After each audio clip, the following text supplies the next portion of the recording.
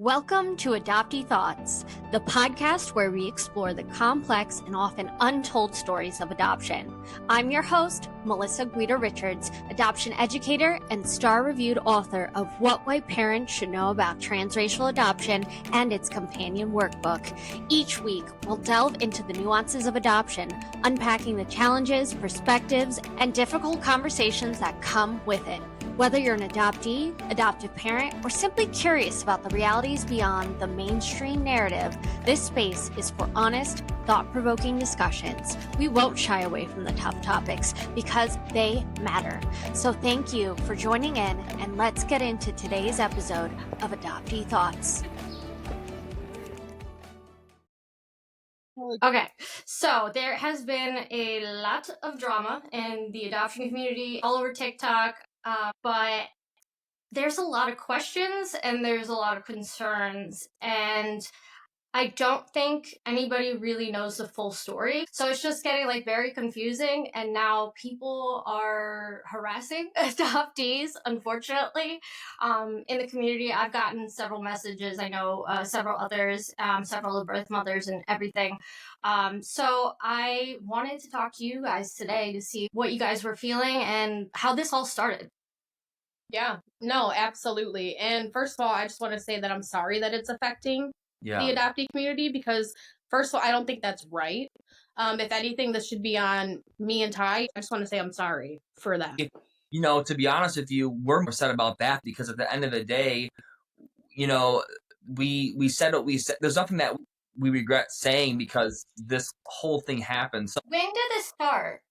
Gosh, probably, I'd probably say January, probably February. With the one on Instagram first, but the girl or whatever.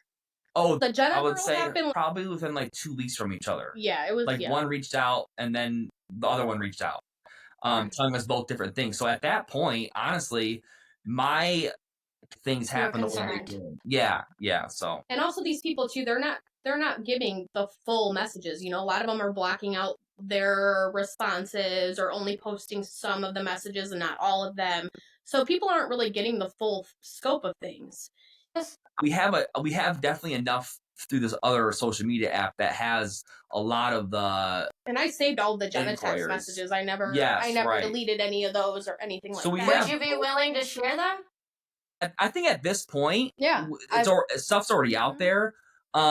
I think the problem with this whole thing was that, me and Kate decided we were done talking about our biological daughter, about her adoption, about our relinquishing journey, about all of this stuff. So this really puts us in a really unfortunate space because we're almost forced to break our own vow to not talk about it anymore because of all this stuff coming out. Specify the supposed mistreatment. The thing that bothered me the most was just when the girl was saying she really wants to have a relationship with you, her mom and her just got in a fight because she wants to see her siblings and she wants to talk to you guys, but in her home she's not allowed to even speak about you guys. She's not even allowed to mention her sisters' names, but she really wants to get in contact with you. That's what kind of made me nervous because I'm as an adoptee, then she's just being forced to pretend it never happened or never existed. That's not healthy. And then also they were telling us things about the religion and how the women are meant to get married very early and have children really early as possible, and that they're not supposed to associate with people that are like me and Kay, I guess. But I can just imagine, I can try to put myself in her shoes. And if she was told, you can't even mention your sister's names, you can't even mention your birth parents' names, can't even talk about being adopted. I feel as that would make me feel less than, in a sense. I can't even talk about this part of myself. And for me, that made me scared for her. I don't think would understand why we talked to these people or why we asked questions. I don't think if you're a birth parent, I don't think you will ever understand why. Fully. If you were a normal parent or a normal adult getting these messages, you'd be like, okay, you said, everyone's common sense is you call authorities, you talk to someone else, blah, blah, blah. But when we know kind of the common situations that adoptees go through and the birth parents go through, it's it made it just really more complicated, I feel like, to know what the right decision was. Yeah.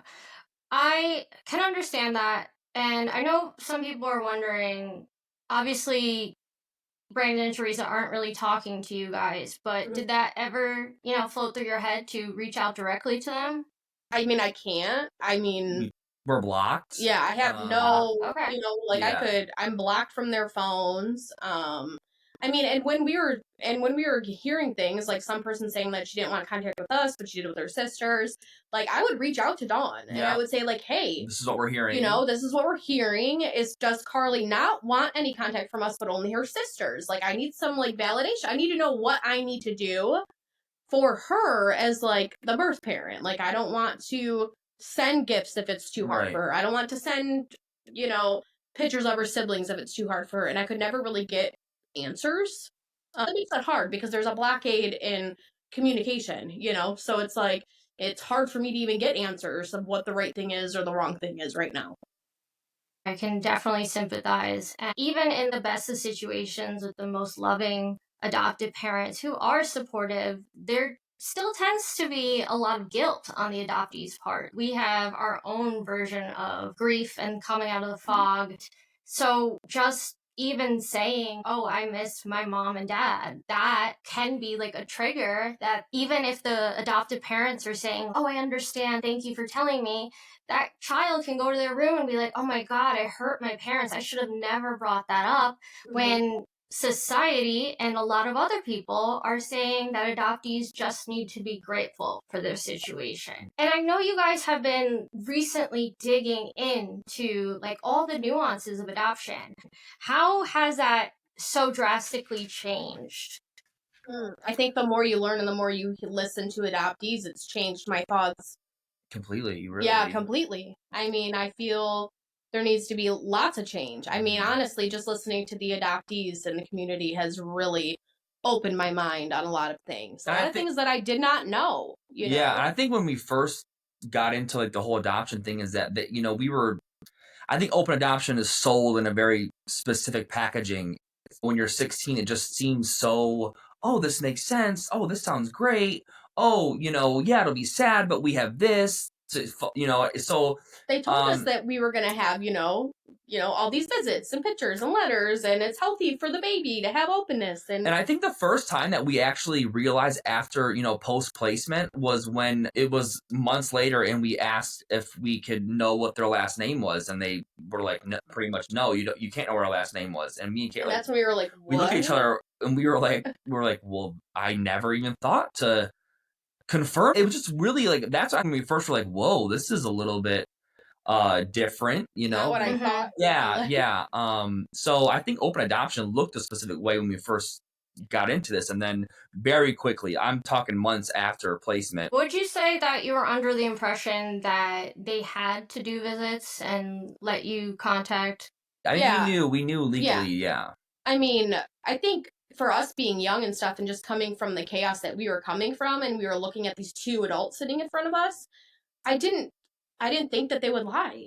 I didn't think that they would not keep these promises. I didn't, I was just like, of course, yes. Oh, you say you're going to do that? I'm taking your word. Like, I don't know, just being like really young. Naive. We're just naive. I mean, when you have these, and especially like Kate said, growing up the way we grew up, adults like her parents were just unheard of. We never saw any well put together adults like that who, spoke really well and just, had success. So when they're telling us kids, we're looking up to them like, wow, like, this is I wish they were my parents. Like there's no way they would lie. A topic of conversation that is coming up about this and like moving back to like the open adoption aspect is that people are saying you completely understood, especially since you had to go through the guardian ad litem.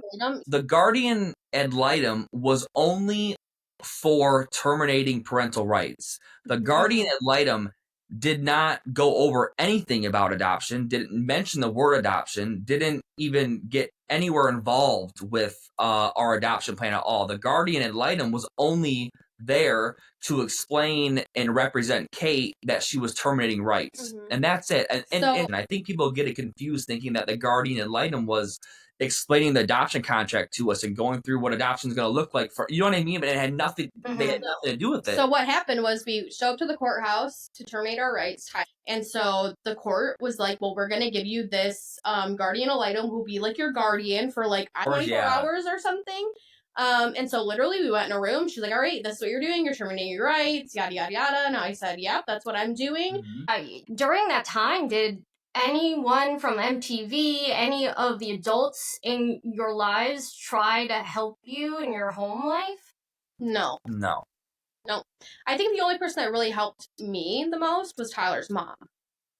She would, like if I called her and I said I need to get out of here, she'd come pick me up. I was, she would let me stay at her house. Like, if anything, she was the person who like saved me from my situation a lot. But even then, when you mentioned that about, everyone, I think it's interesting because everyone will will clap their hands and applaud and praise, Catelynn for doing what she did. Because she said, oh, there's no way you could have raised a baby in the environment that you were in. No child deserves to be in that environment. And yet alone, she was a child in that environment. And so, after they got my baby, I was left in that environment. Go back to, you know what I mean? It's just, very so it's crazy. It was very clear that you guys were not in stable homes. That wasn't a secret. Everybody knew that, and it was ignored. And even to this day, it's like, well, if she had kept the child, then, she would have been in that horrible situation. No concern for you guys whatsoever. So that's just like another nuance to the story. And as birth parents, one, going through the relinquishment, making that decision is very difficult. My birth mother, she placed me and two other sisters of mine for adoption, and she wasn't explained anything, and the baby was like taken from her immediately. And these types of things aren't uncommon. This is why a lot of birth parents are starting to share their stories about what actually happened. There's many news articles in different places where like adoption agencies had to shut down because these huge scandals have come out. International adoptions are closing because of the unethical situations and the trafficking. So there's like a whole wide area of this. Yeah, and I also feel like me and Kate, as far as like the term coming out of the fog for a birth parent, I think it was, for me and Kate, it was definitely very slow. It was like slowly ripping the Band-Aid off, really slowly. So I think people get confused that we just all of a sudden came out of this fog, and it was a very, it was a process that we all kind of had to like kind of face ourselves, which I'll be honest, as a birth parent, it's super difficult because you spend so much time after placing glorifying it. It's beautiful. It was the best thing. Yeah. It still sucks, like to really look at things. I think when we speak about it, we get pretty, we get vilified quickly by saying that it was hard, or saying that we regret it, or saying that a lot of things, so I feel like, and I think in a subconscious way, we knew that like speaking about it, we have to be nice about it. We have to say it was sad and say the word, but it was the best thing. And, but also I feel like when you're going through the relinquishing journey and making this whole decision for your child, I feel like the agencies very much so kind of like, I feel like you're almost like brainwashed along the whole entire pregnancy. Like, cause they're just constantly beating it in your head of like, you're doing the right thing. You're planning a life for her. Like she's going to have an amazing life, she's going to have a better life without you guys in it because you're planning this for her. The most loving thing to do is to let go. The best way to be a parent is to not be a parent at all. It's very, like, I feel language. Like they brainwash you a lot. Like, I swear. Who was saying that to you? Dawn or just other people? Dawn, pamphlets that we would get, Bethany would give us pamphlets that would talk about, and honestly, all the stories were really positive because their birth moms saying, we love it. It's so great. We have relationships with them. This is what it looks like. We never heard not even one story of like, hey, this was so hard. It was way harder than I thought. Wish I would have never done it. Adoption's closed. None of that stuff. Or even like if you would have been able to speak to like, parents way along the, way out of the journey, like, 10, 15 years. Like if a birth mom would have been like, I still carry this sadness with me today. Like, I never thought, like, when I was younger making this decision, I never thought that, like, I guess maybe because I was young, maybe because of what I was being told, I never thought about the sorrow and the pain that you carry for a lifetime. Like that, and I tell Tyler all the time, I go, I don't think that's something that will ever go away. I said, and if there's an afterlife, I probably will be carrying it with me there too. Like, and you know, as I've gotten older, I'm just like, I mean, there is beauty to it, but there's a lot of heartache too, and there's a lot of hard things. Like, and why we don't talk about all the hard stuff and only the good stuff is not fair, and it's not okay. And I also think minimizing any trauma experienced by the birth parents, by the adoptee, is just not helpful. It's not helpful to anybody. So I think we're to the point where we're done doing that. You know, like I think one thing that I think that people get kind of confused about is that, you know, which I heard is pretty common, that post-placement, a lot of birth moms actually get into advocacy work to be a birth mom into place. Like, they get hired by agencies, they get told to go on speaking engagements and tell your story and testimony, because it's so powerful and you're so brave and you're so strong. So, you know, me and Kate spent over a year traveling, paid by Bethany Christian Services to do public speaking events, advocating for pro-adoption, and we had pamphlets that had our biological daughter's face in it, handed out to thousands of people in the audience. And so, and there was, you know, no one ever had an issue with it because we were talking, you know, pro-adoption stuff. So I think that kind of shows the polarity of how you can kind of almost brainwash yourself into healing as a birth parent. Oh, we're going to go and talk about how beautiful it is and testimony. And then also, like, you know, how it's not really the full truth because you're only saying the pro stuff and not the hard stuff. So, you know, I think people get confused, like, well, you guys were so pro-adoption and all this stuff. And it's like, yeah, I think we were definitely in the fog trying to use that advocacy as a way to heal. And unfortunately, after you learn so much, you can't go back. Ignorance is bliss. So I mean, and I think, like, Tyler brought up something too that was kind of interesting about how, you know, birth mothers, when they have children after relinquishing, the statistic of them struggling with like postpartum depression and mental health disorders is huge. And and it's funny because, well, it's interesting to me because after we relinquished Carly, you know, years down the road, we had Nova, and I struggled with postpartum depression really, really bad with her. And then after that was like when my mental health was like at an all-time low. And I remember it even taking me being in an inpatient treatment facility, and we were talking about my relinquishment journey, and it took a counselor to look at me and say, like, that is trauma. You placing that child for adoption is traumatizing. And I remember looking at her, and I never thought of it being trauma until then. And it totally opened my mind up to, like, because like Tyler said, even in therapy, I would say, like, it's really hard and sometimes I'm sad, but she has like an amazing life and yada, yada, yada. And she looked at me and she said, stop saying but. She goes, it's sad. Sit with that. Sometimes it's hard. Sit with that. Don't try to glaze over your feelings. Like, sit with, and I was like, wow, like, it took a long time for me to even realize that it was a traumatic experience for me too. And that was 7 years post-placement. I remember Kate calling me and saying, our adoption was traumatic. And I was like, what are you talking about? Like, what do you mean? And she's like, it was traumatic. It was trauma that we experienced trauma. Like, it was, and I'm like, you know, I think it was one of those things where it's like you feel something inside, but you're almost waiting for society to give you the freedom to like say it out loud. And so that was the first time I think me and Kate both kind of like admitted to each other, even 6 years later, 7 years later, that it was devastating and that we were not as happy and you know, feeling great about it as I think we felt like we needed to show the world that we were. This was more recently when Tyler told me the statistic about, you know, birth moms struggling mentally.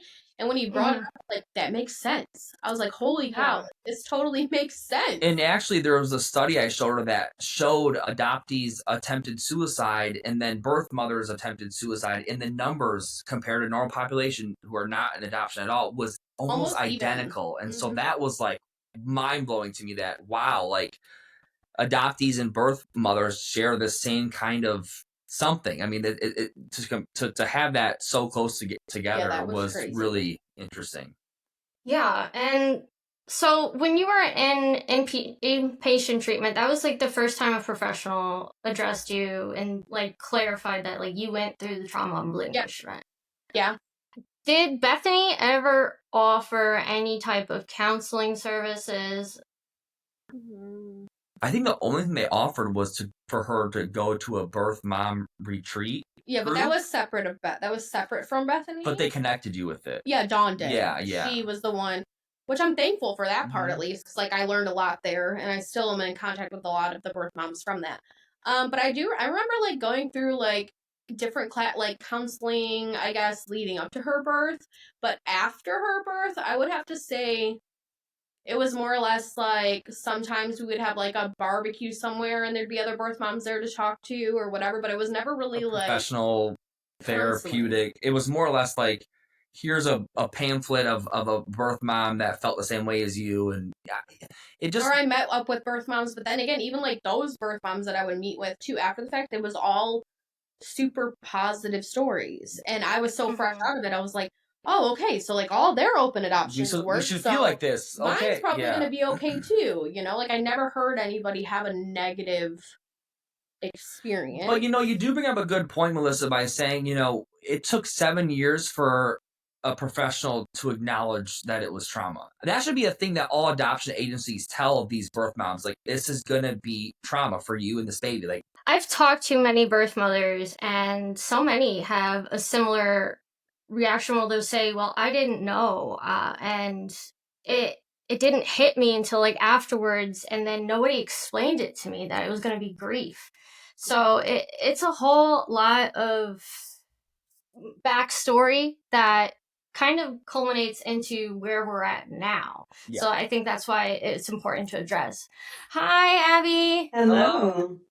Hi. Thank you so much for joining us. This is Catelynn and Tyler. I'm not sure if you guys. I know I talked to Abby somewhere. There's so many social media sites that I like that I communicate people with. Yes. That I can't remember which one it was from, but I do remember speaking with you. So it's nice to see you in person. You as well. Yeah. So where we're at is kind of we were addressing the trauma of birth parents and how they weren't really informed that they might struggle with depression. It took many years before a professional even told them like relinquishment is a type of trauma that you went through. Like, just sit with being sad. And so as an adoptee, I see that and I hear that, and then I completely understand the desire to reach out to your biological child. And now in a closed adoption, like, your options were very limited, and now we ended up in this very complicated situation where people, like, frankly just expected you guys to just close your eyes and pretend it didn't happen. And it's a lot. Yeah. So before we get into that conversation, Abby, can you please introduce yourself? Sure. I'm Abby Hasberry. I am an adoptee, transracial adoptee, as well as a birth mother. I relinquished at the age of about 17. I was pregnant at 16 and relinquished at 17. And I'm also a therapist, and I work primarily with adoptees and birth mothers. How long have you been doing this work? About 5 years now. I was a teacher, educator, principal before that, so I had a whole nother life this. But really came to this work because I had people reach out to me and said, like, you're pretty well balanced. How did that happen? I'm really struggling. And I was like, oh, well, I coach. I'll coach you. And then I found out like right away that there was so much trauma. So I was like, okay, let's find you an adoption-informed therapist. There aren't many. And so that's why I decided to go and get another degree and become a therapist.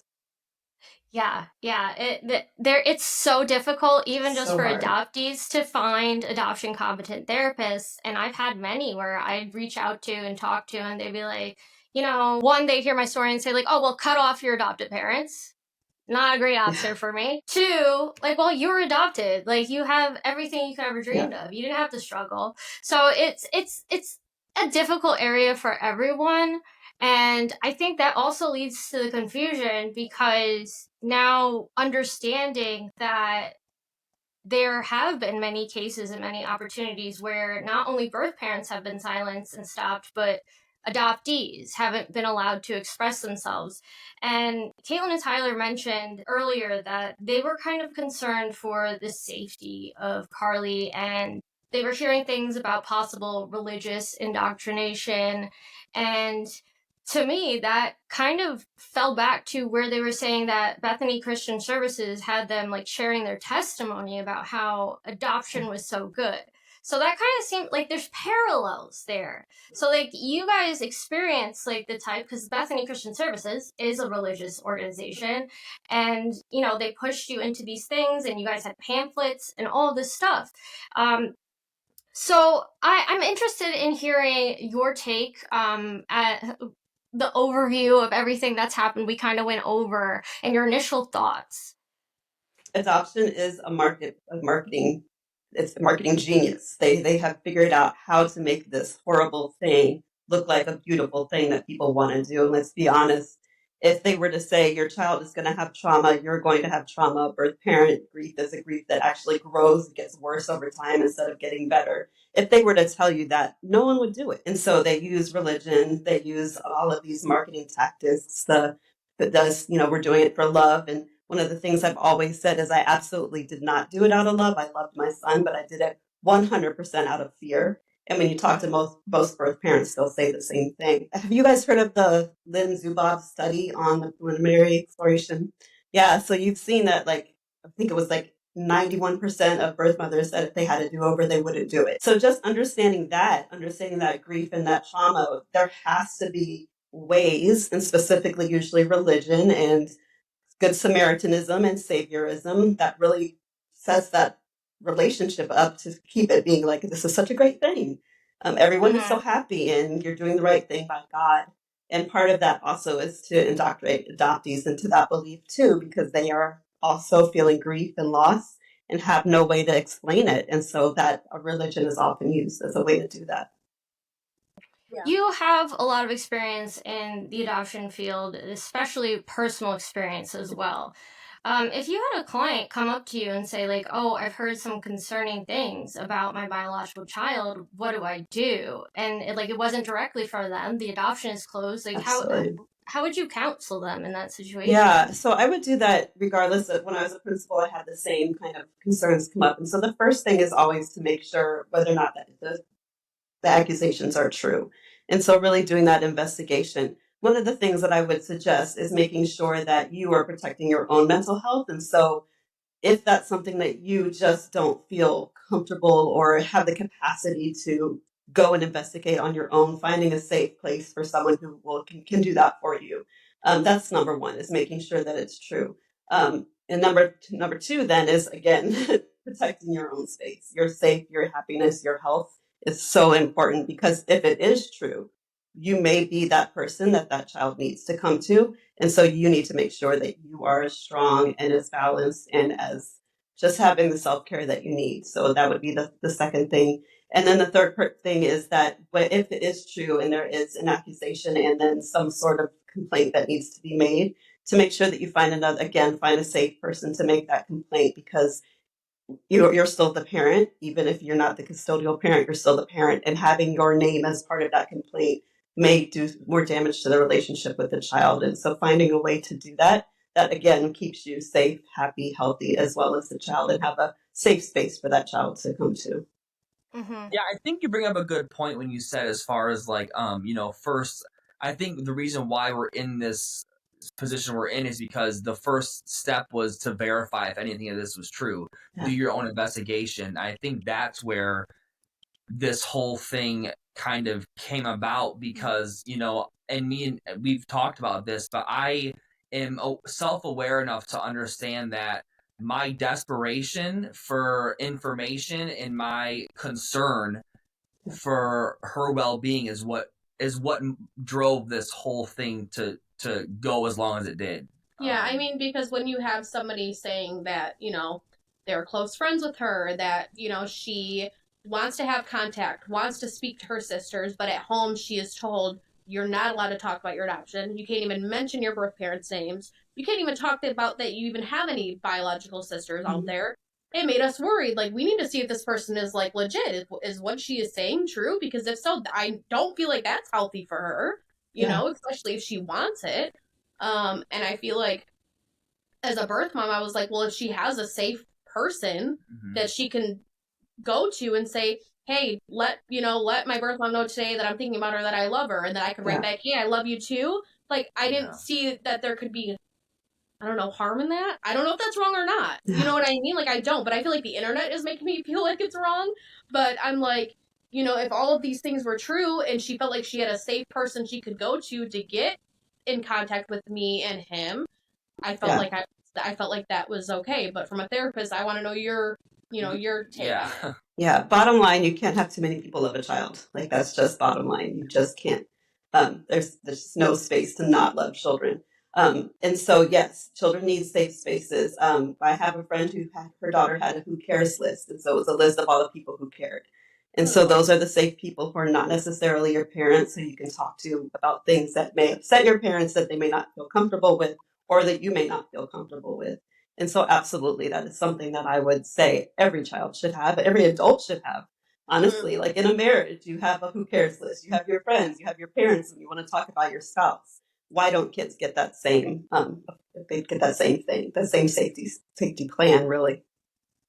Yeah, and I think, like, as an adoptee, like, we're often told, like, oh, your parents, they took care of you, you know, like, they're supposed to be, like, the ones that protect you. And, you know, even just, like, regular teenagers, like, going through struggles, you know, emotionally, hormonally, it's a very confusing time. So, to me, it was altogether plausible. And then Tyler and Catelynn, like, you said that they were sharing information that other people didn't know. So that's what, like, really made you concerned, is that other people, like, didn't know, this wasn't public knowledge. Right, which is why I think me and Kate even continued to talk to them, because we never believed they were minors, because the way they spoke was just too suspicious for us. But we felt the need to kind of play the game to verify if any of these allegations were true, and also to keep them talking. And also at the same time, like, you know, we didn't, they were just saying certain things that, you know, it was hard to ignore. We knew they were not minors. We just felt that maybe it was an older cousin, an older aunt, someone that was maybe removed from Carly a little bit, that she felt comfortable giving them information to give to us. Or I thought even like somebody from just their community. Yeah, like whether it was somebody from church or something like that, because they knew some things. But then when I would be like, well, I kind of need this sort of proof, or I can't continue talking to you, like the Jenna girl. That's why I quit talking to her, because I was like, now this is starting to feel a little weird, you know, and so I stopped. But even she knew certain things. Yeah. That was just kind of like made me off rip think like, oh, this person is connected somehow, you know? And then I was going to say, even like 2 days after all these messages got leaked, somebody else messaged me on TikTok, pretending to be Carly, messaging me, and I was writing back, but I'm not an idiot. And I was like, well, I don't believe you. I just kept saying, like, I don't believe that you were her, and I'm sorry, you know, that I don't. But like, if you were her, you would be able to tell me A, B, and C, and you can't, so I can't continue talking to you. And so it's like, even those people, I was like, I don't know who I'm talking to, so I can't continue talking to you, you know? But it's just like, I feel like we're getting so much hate on like talking to these two people. And if they were minors, I personally don't think we were not saying anything abusive to them. We were not trying to manipulate them or anything. People saying that we were like grooming these people to talk to us, and it's like, they reach out to us. We were not seeking these people out. They were giving us information. And I think some people are saying that I was grooming because the one person said, like, do you think I should tell a teacher or something? And I told her, I said, no, I don't think you have to. It's because she was messaging me about this Jenna girl that I was talking to on my phone. It gets confusing. We had two catfishes pretty much telling us contradictory things, and we were trying to verify the information. So we were telling, so like this quote unquote Jenna girl would message me some things, and this other girl we were talking to, I was like, hey, does any of this make sense to you? And she was like, no, like, who are you talking to? Should I tell a teacher or something? And I said, no. I said, this person she doesn't know too much. I'm like, she's not like endangering you or anything. Like, you're not in danger or anything. Like, I don't feel like it's necessary to tell somebody that I'm talking to this Jenna person, because I'm the type of person that Absolutely. If I thought the school was in danger, if I thought Carly was in danger, if I thought kids were in danger, I would say something. I don't think they really understand when you have an open adoption for so long and then it closes out of nowhere and you have no communication. And then you have people telling you concerning things, saying that they're friends with Carly and that she wants to talk to us on their phones or whatever the case is. Like, I don't know, is it wrong for me to say that absolutely I would talk to her on a friend's phone if that's what she wanted? I don't know. It's having a ripple effect on the, in the adoptee community, which is so wrong. Like, just because we invited them on our podcast to share their stories doesn't mean that they knew that we were even talking to these people. Let alone, it's not their fault that it even happened either. Right. Like, I kind of, the whole situation is crazy. Yeah, and I also feel like, to go between two different people who had this information, really concerning allegations, trying to go through everything to figure out if any of it was true. It just created this. I think what it comes down to is that, like, I completely understand why everyone is concerned.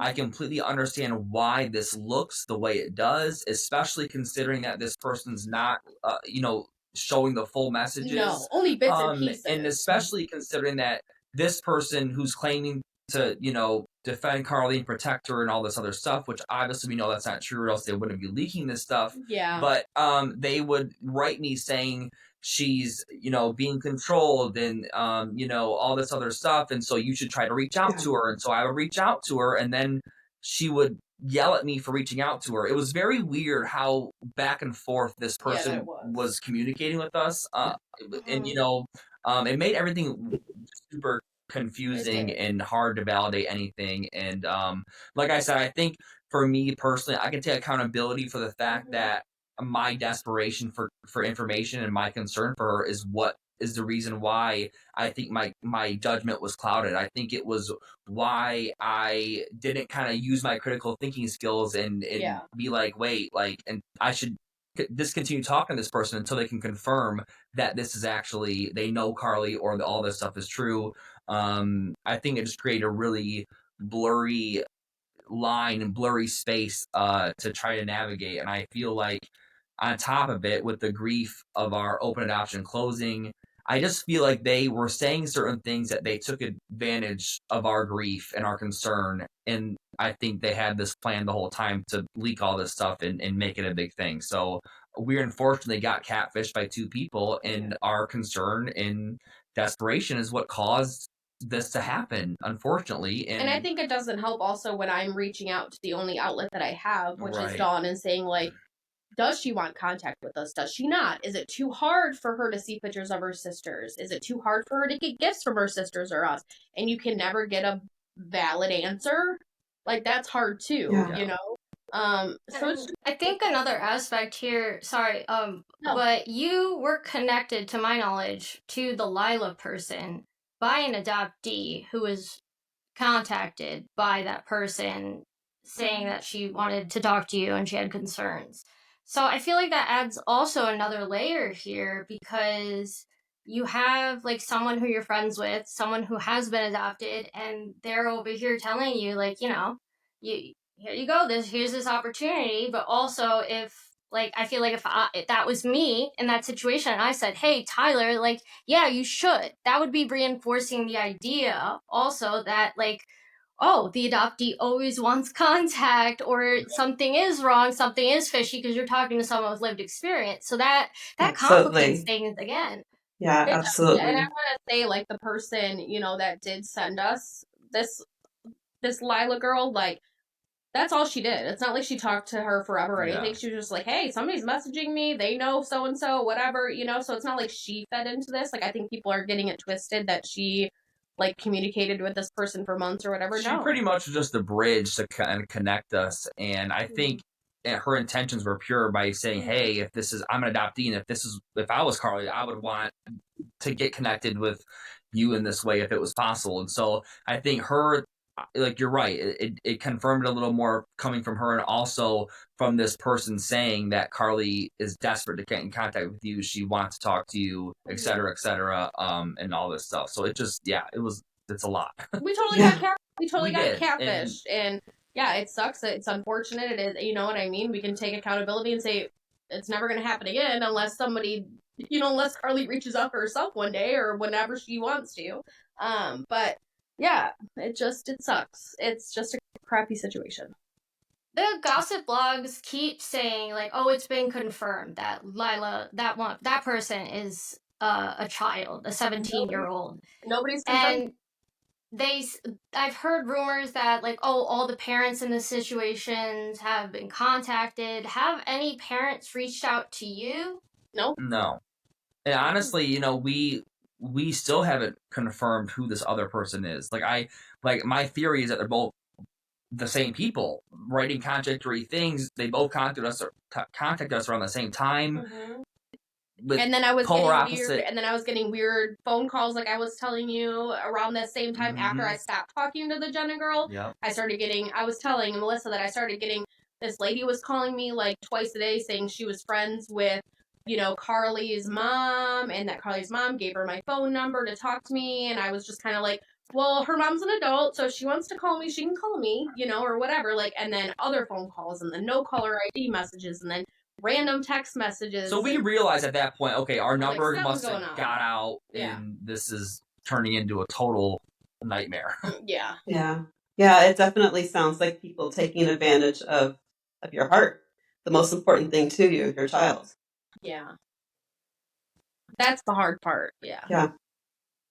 I think just like giving this information, like I think we do need to consider that there is still a possibility that one of them was a child. Mm-hmm. And in that case, we don't know. I don't think we ever really will unless the parent comes out. If the parent, if it is really a child, or if you were to hire like private investigators to look into the numbers and messages and stuff.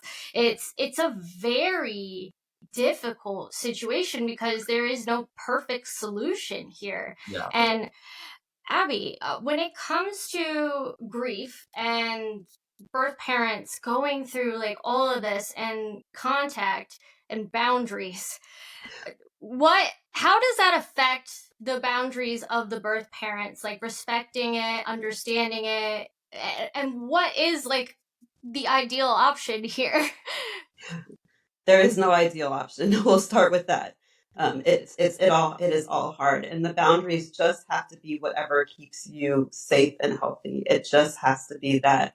And so when I think about you getting those first messages and that real strong desire to just jump in and see what's going on, my only suggestion would have been to have a third party do it, because if it wasn't true, and even if it was true, to have that barrier, that boundary between you and that information, you and those people, is so important. Just that grief is just so real, and it really does get worse over time, and that's like a fact. And so protecting yourself from that with whatever boundaries you need it's just top priority. Mm-hmm. Yeah, I think for myself, I think I've come to the boundary ever since all this happened that, like, you know what? I'm just gonna wait. Either one day she's gonna want contact and she's gonna reach out on her own, whether she's 18 or she's 30 or 40, or she's never going to. Like, I'm just I'm leaving it up to her, like, absolutely. Yeah. Or wants to pretend or whatever, like, they're getting no response, or I'm just blocking them or whatever. Like, I'm just gonna wait for her. Yeah. I think it's honestly the best thing that we can do at this point. I think this, branch of possible connection, and also maybe possibly helping her get out of a situation that's bad for her, all the stuff that was going through her head. I think, we come to the conclusion that I think just mourning the loss of her is super important for us moving forward, and just kind of accepting the fact that she may never contact us, and that I think to kind of let the mourning happen, let the grief just kind of happen, instead of, having that grief kind of be manipulated and played with. I think just accepting it for what it is, and that, ignoring any of the claims that we have. Unfortunately, that is a lot harder to do than it is to say, especially when you're going through grief, and especially when you have people telling you certain things that make you really scared or concerned. And especially, in any other parent situation, getting this information, they have a little control over protecting the child. We don't. And so that's where it gets blurred lines and it gets kind of scary. But I think for us moving forward, we just, it's mourning the loss. And I think continue and just kind of allow the grief to just happen. Instead of trying to look for little, any little scraps that we can kind of get. Because that's obviously didn't help us and it got us in this mess that we're in right now. And I also think too, like I also think too, like just continuing to work on ourselves as just humans and, learning about ourselves and trying to process our grief and stuff too. So that way, if she ever decides that she wants contact, we can look at her and say like, hey, yeah, we struggled for a few years emotionally or whatever, missing you, but we really were like, I want to be the healthiest version of myself that I can be. So that way, if she ever decides to come back, like I can be a healthy adult in her life. And realistically, in the life of reunion, adoptees come in and out of birth parents' lives. So they will come in and like gangbusters, and I want to see you and I want to talk to you, and then I want no contact for 2 years. And then I want to come back again. And so what you talked about, Catelynn, and really sitting in and being the best version of yourself, you have to be the eye of the hurricane and allow her to be the hurricane going around you. You have to be the center of that storm and be prepared to let her in when she wants to be brought in, and prepared to let her go when she needs to let go. And I'm sure that's going to bring up a lot of pain. Oh, absolutely. Too. Yeah, so absolutely. It's trying to process things, while I, start. But I think it's smart, Abby, that you mentioned that, because I think it creates accountability for us to kind of make sure that we still are seeking to have that extra support, that resource, that therapist, whoever it may be, to just kind of have that balance, so that way, even if we're in the middle of the hurricane, we have something to lean on in the middle of it. Because I didn't really think about the fact that they come in and come out, and so that's actually a great point. I think that's something that we'll probably mention. And it makes sense, I feel like it makes sense that adoptees would be like that, because it's got to be hard and scary and sad. It's got to bring up lots and lots of emotions for the adoptee too. It's like, oh, I'm really excited, and then something happens. It's like, oh, why is this hard? Like, I can only imagine. It brings up a lot for everyone involved. Yeah, and there's guilt too. Like when I was reconnected with my birth mom, like at first I was like super excited, but then like I was hit with all this grief. I didn't know how to have a relationship with her, so I closed her off. And then months later, she's reaching out to the investigator, trying to get in contact, and I'm just like, what am I supposed to say? So it took a while for the relationship to work and for us to like figure out the right balance in respecting each other's boundaries. But I want to kind of veer off to a parallel situation here. In this situation, the rumors and the distraughtness and the frustration has been over the potential contact with a minor from you guys as birth parents. Understandable. If it is a child, we always have to consider that possibility that we would have to say like those messages were inappropriate. But there have been other situations. I don't know if you guys are familiar with Bella Lambert.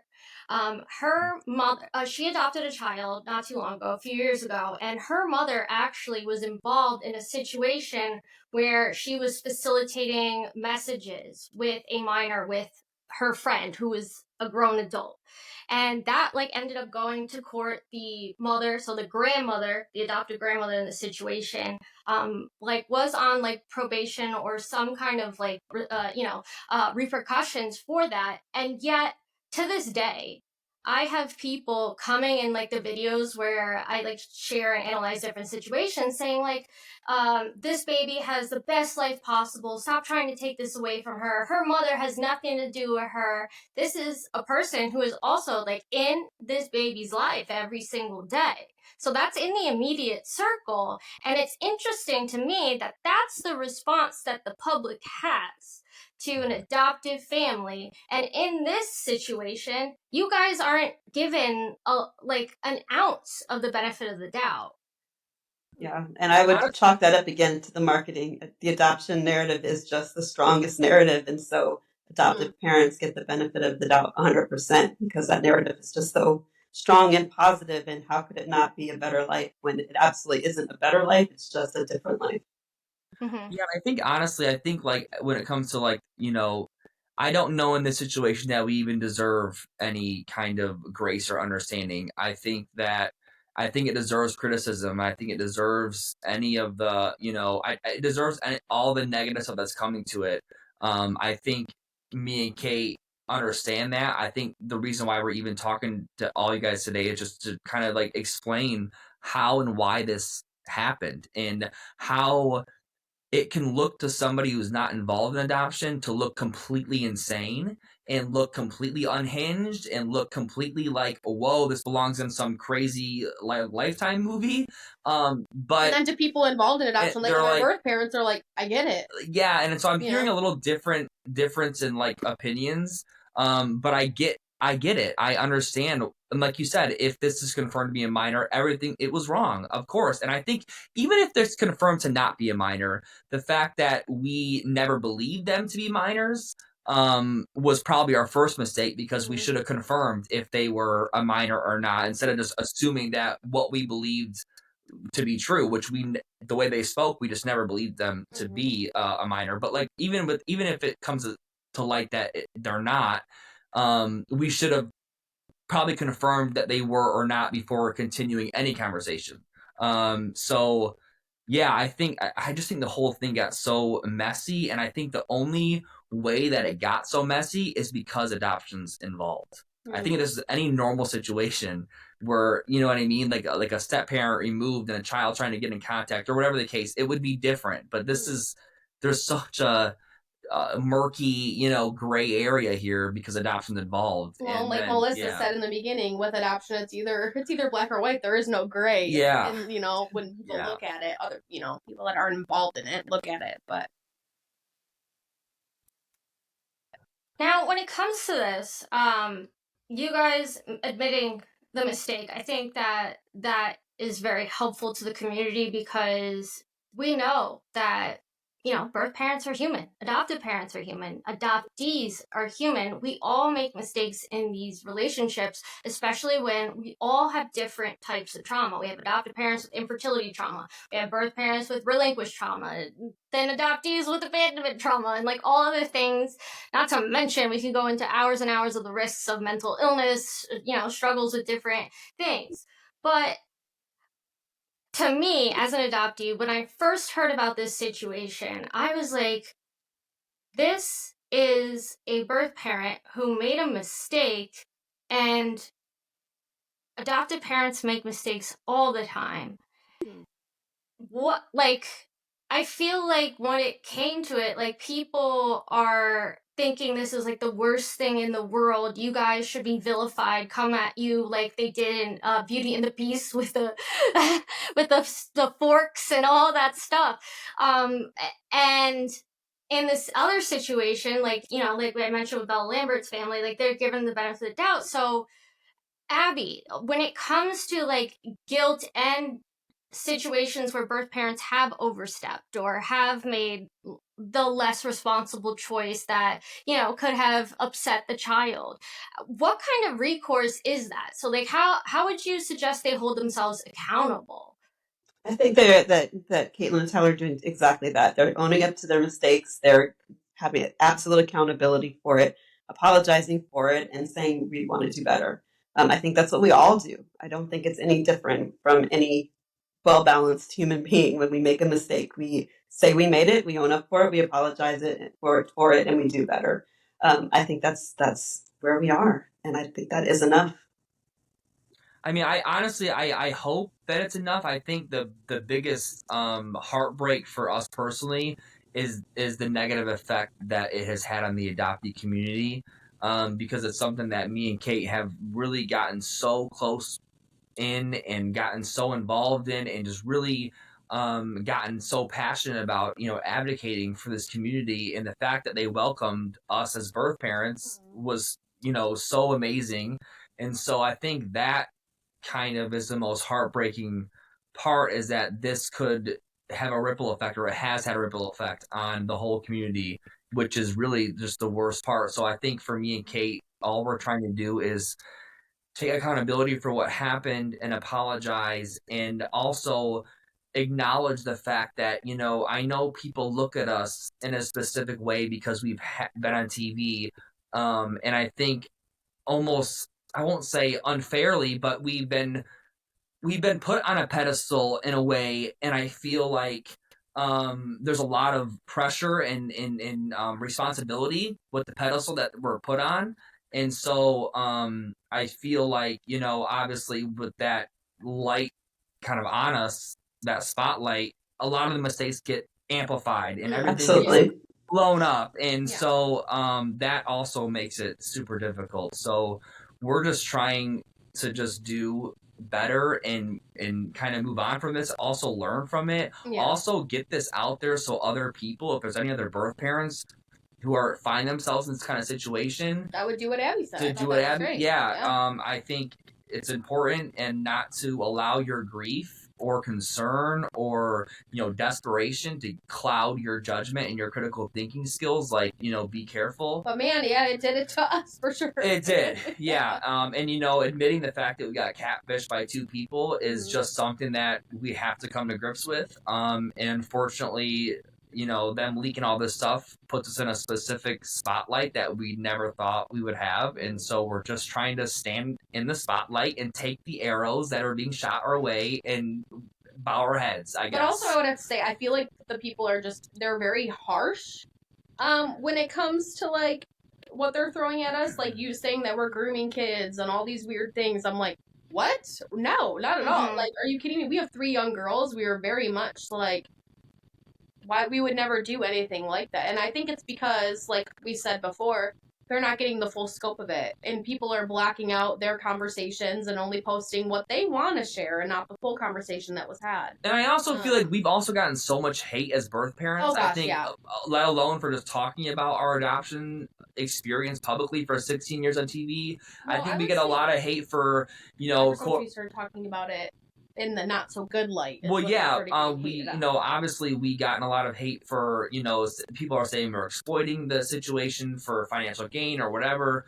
And so I think this little situation was the perfect icing on the cake. It was a perfect catalyst for them to be like, and just attach onto this hate. And I think it if anything, it was almost like them saying, "See, I told you," to everyone who hated us so much. It was like they're taking this as their guiding torch. Like this is what we were waiting for almost, because to confirm all the conspiracy theories and all the justify the hate that they have for us. And I think, like you said that before, Melissa, that comes down to we are at the bottom of that little triad. Birth parents are just be quiet, don't talk about your grief. And so I think on top of it, it just adds the let's just attack them, it justifies all their hate. So unfortunately. Yeah, and you guys said that you'd be willing to share more context with the messages and like records of like all the calls that were harassing you. I think that will do a lot to help with these like red flags that people are kind of like going after and saying that, oh, well, you told a minor to take a picture in the bathroom. Oh, you were talking about parenting strategies and philosophy with a child. Like, that was inappropriate. Oh, yes. I know what you're talking about. Yeah. Yeah, and they're like... Yeah, that was a question asked to me from that person saying, we're controlled by our parents. Our parents want us to get married and have babies super young and have as many kids as you can as being girls. And so what you're seeing is my response, like, wow, yeah, but yeah. Yeah. When you think of these messages, do you regret not speaking out earlier, or do you think... Yeah, I wish I would have, to be honest with you, I wish I would have listened to my gut when I realized this is not a minor. You know what I mean? I should have, instead of being like, oh, well, it's not a minor, but it's got to be Carly's older cousin or an aunt, I should have just stopped right there and been like, just stop. But like I said, when you get constant more allegations, and like I said, there's a lot of times where I actually told them, hey, if this is making you uncomfortable, please stop talking to me. I don't want to hear anything anymore. Because you can't verify who you are and you're making me concerned for no reason. And then a week would go by, 2 weeks would go by, and then they would reach out to me again with this long message saying she's changing over the years. She's hurting. She wants you. And so it was like almost like a fishing line, kept reeling it in and casting it back out. And so I think that has to be understood too, that I never reached out to these people on my own. They always would reach out to me. with new allegations or new concerns. How long after you guys ended contact with them did it take for these messages to be released? Was it immediately? Was it? I mean, no, with the Jenna girl, I would say it was probably about 4 weeks, probably about a month.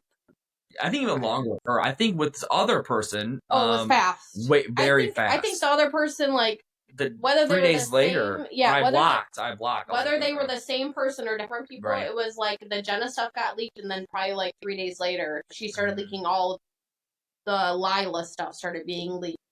But then it was like this Lila girl is like leaking like 5 pictures at a time. You know what I mean? Very so it's like, so it's like, and blocking out certain stuff she said and leaving out. That's why, like, I don't think it's an adult, or I don't think it's a minor, because I'm like, why? And nobody can confirm it. I told when was it Us Weekly reach out to me or okay? Yeah. Us Weekly reached out to me, and I said, if you can confirm.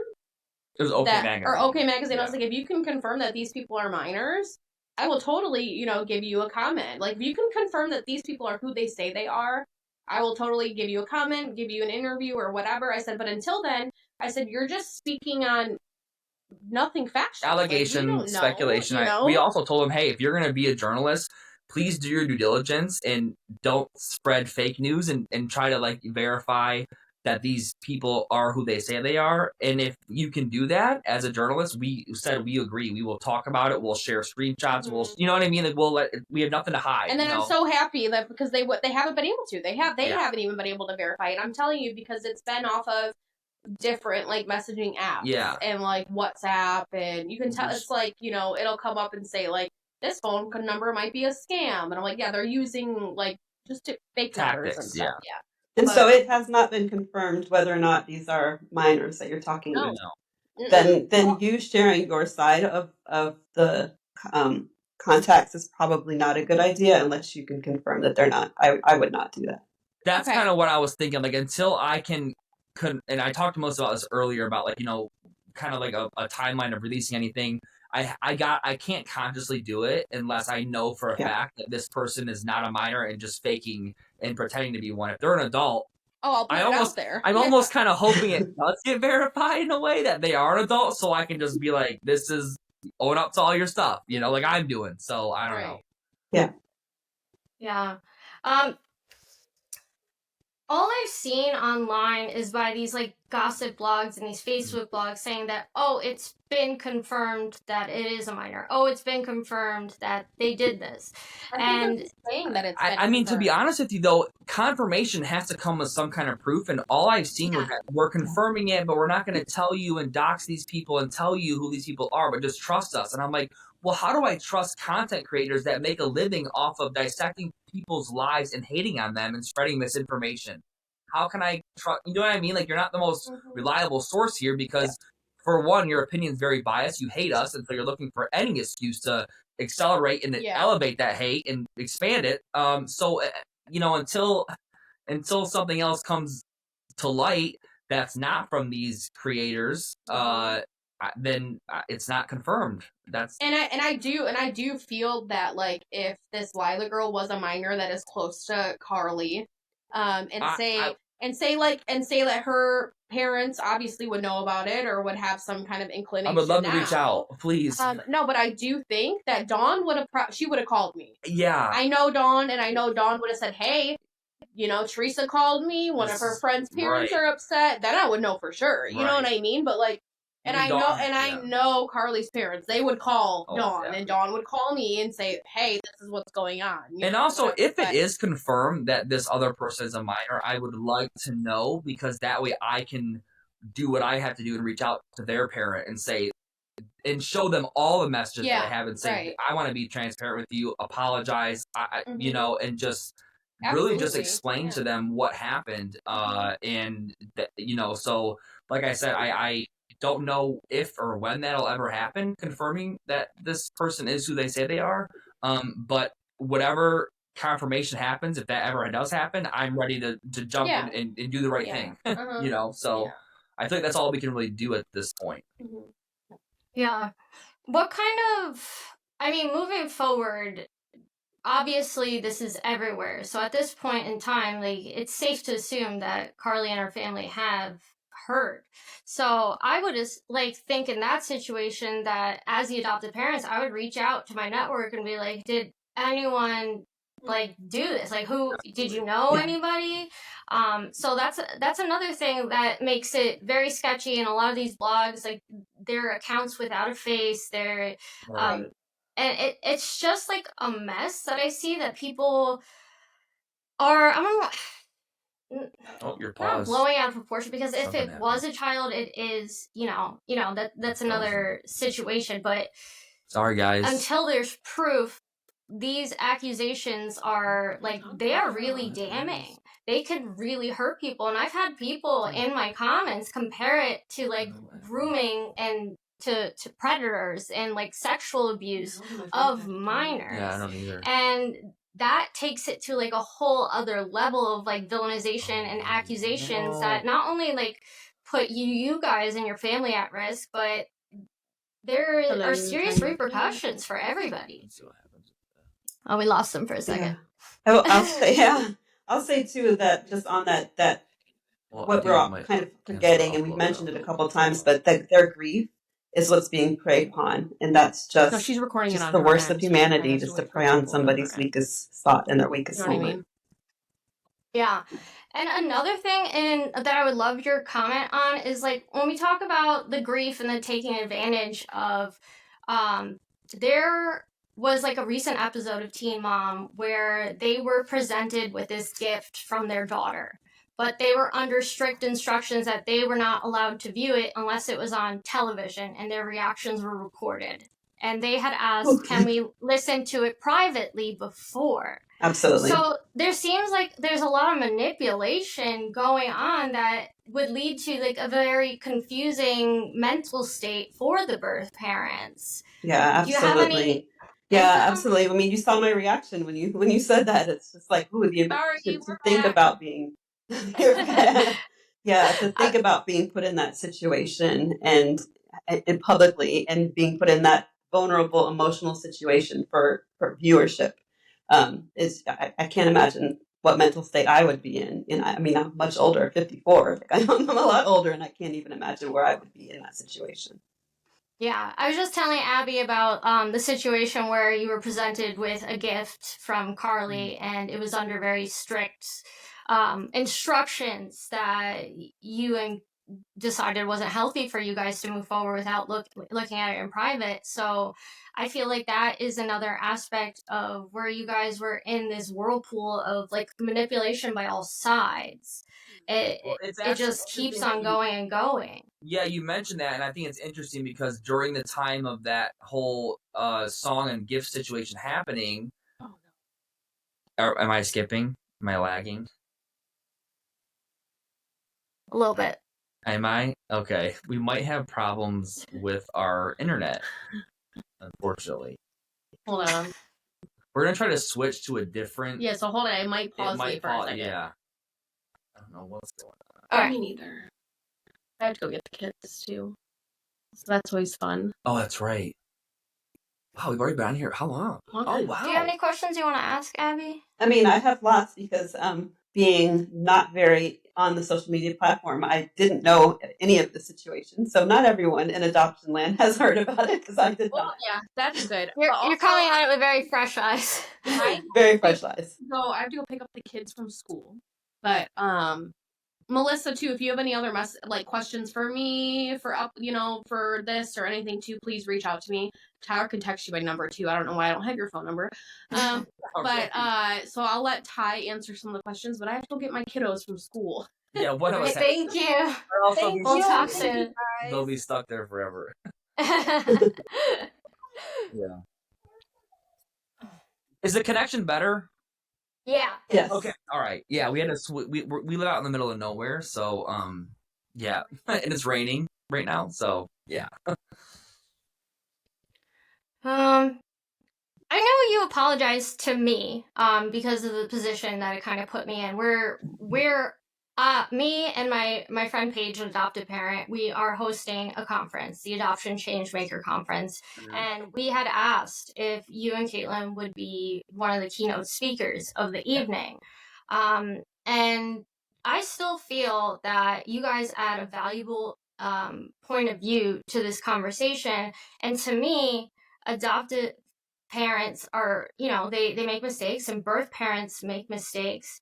And even if we look at this situation and say it was all true, it doesn't sit right with me to cut birth parents out, because this type of harm isn't okay. It's not okay to talk to a minor. But also, we have to, there's degrees of severity here. And I don't think this is something that you guys can't come back from. I mean, honestly, I guess for me, my goal isn't to really come back from anything. My goal is just to be transparent and just be honest and just kind of be in a space of acceptance of and accountability of what took place and what happened. And I feel like the only way for anyone affected by this to understand is to just do that and be transparent and honest about what happened. And that it's not all kind of what it looks like that you're seeing online, which is being very methodically released and cropped and all that kind of stuff. So I'm at like I said, I'm in a space where it's like, listen, I take full accountability for what happened, and I am deeply regretful and sorry that it affected any of the adoptee community. That's, like I said, that is probably the biggest heartbreak that has come from this, to be honest. So, I mean, for me, listen, Melissa, I reach out to you. I reach out to pretty much anyone I could think of that was been on the podcast who might have heard about this, and I reach out privately. And I originally was not going to mention anything to do with this. I was going to let it go and let them, this being on TV for 16 years, you're used to having rumors about you and kind of conspiracy theories about you. And I was going to let this one just run its course. But once I realized that it was affecting not just Teen Mom fans, it was affecting people I really care about in a community that I'm very passionate about uplifting and elevating and advocating for, I felt like this interview was necessary. And I think I'm standing by the fact that this is necessary and that I'm here in a way of just being I'm ready to take any arrows that need to be shot, and I'm willing to just bow my head and take whatever comes my way. But I do want to appreciate you for just setting this up and helping us. I think you're the only one that really reached out with kind of a solution-based thing. So I just really appreciate you taking the time to even do this in the first place. Thank you. I feel strongly that the only way we're going to make progress in this industry is by working together, and we have to understand that we're all fallible. We all can make less than correct decisions that end up hurting somebody unintentionally. Mm-hmm. And yes, there needs to be accountability. Yes, we need to move forward, but our society is just saying oh, well, cut them out. That's it. And then that's the end of it. There's no resolution. And we know from studies, right, Dr. Abby, it shows that openness in adoption is the best thing for the child as long as it is safe to do so. So we know these things about continuing relationships, and yet still persistently we're told, no, don't do that. The risk is too much. And at the end of the day, as an adoptee, I look at it and I see my adopted parents. They have hurt me on many occasions. They hid my adoption for what? But again, it's very personal, who needs to forgive who and what the obligation here is. And I think, frankly, the person that you owe is Carly. Mm-hmm. So, moving forward, is there anything that you'd want Carly to know about this? Sorry. It's okay. Take your time.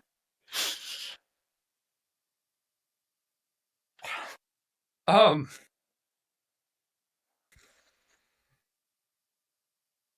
think the only thing that I'd want her to know is that nothing I've ever done has meant to hurt her. or upset her or further make her life more difficult. And that everything that I've done has been,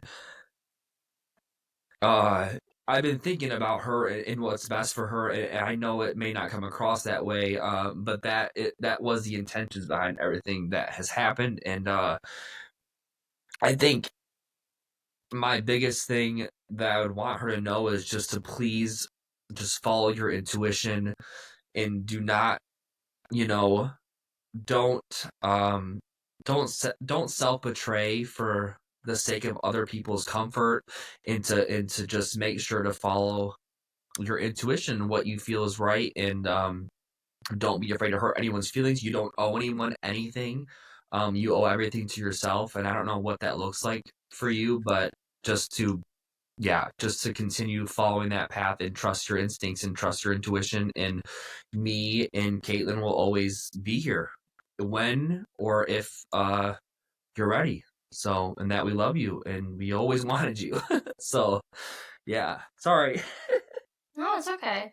Do you think that now, having gone through all these ups and downs, that you might seek out an adoption competent therapist to kind of help support you guys in this next leg of your journey? Yeah, I've already I messaged my therapist right away when all this stuff happened, and I realized that, like, okay, let me kind of self-reflect here and figure out why this happened and why all this stuff occurred the way it did. And so I think, how, I mean, you've looked for adoption competent therapists, and it's hard to find. They say they are, and then I had a couple where and maybe this was wrong, but I kind of like just tested the waters with language and see what they would say. And, and if they came back with kind of that same society narrative of like, well, whatever, I'm like, oh, I don't think you're really adoption competent. But I mean, the therapist that I have currently seems to be okay. But I wouldn't be opposed to finding someone more like really, adoption competent in the level that I need it. I would say that the first thing to do, it's very hard to find an adoption really informed therapist. It really is hard. But the first thing to ask, or at least my foundational ground rule, is that we both have to agree that adoption is trauma. And as long as we can start from that starting point, we at least have a place to start. But often that's not the starting point. That's actually a great point, because like I was telling Melissa before you joined, me and Kate were that, it took 7 years after placement, and multiple professionals that we talked to after placement, and it took 7 years for an inpatient therapist at a facility to tell us that it was trauma. So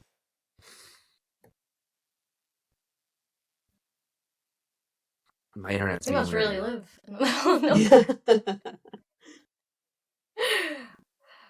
in some of the areas where I live, because I live in Pennsylvania, it's very like foresty, so the cell service like cuts out for like 20 minutes, like from one drive to another town. So like I totally get it. I will say, just since we have space, that the fact that when you said, you can come back from this, the thing that he said was kind of separated his celebrity from his like human person, and said like that's not what my intent is. And I really want to commend him on doing that, because that what's most important to him is not the celebrity, but really just his human, being, his human kindness, his integrity. And that was really great to see, great to hear. Yeah.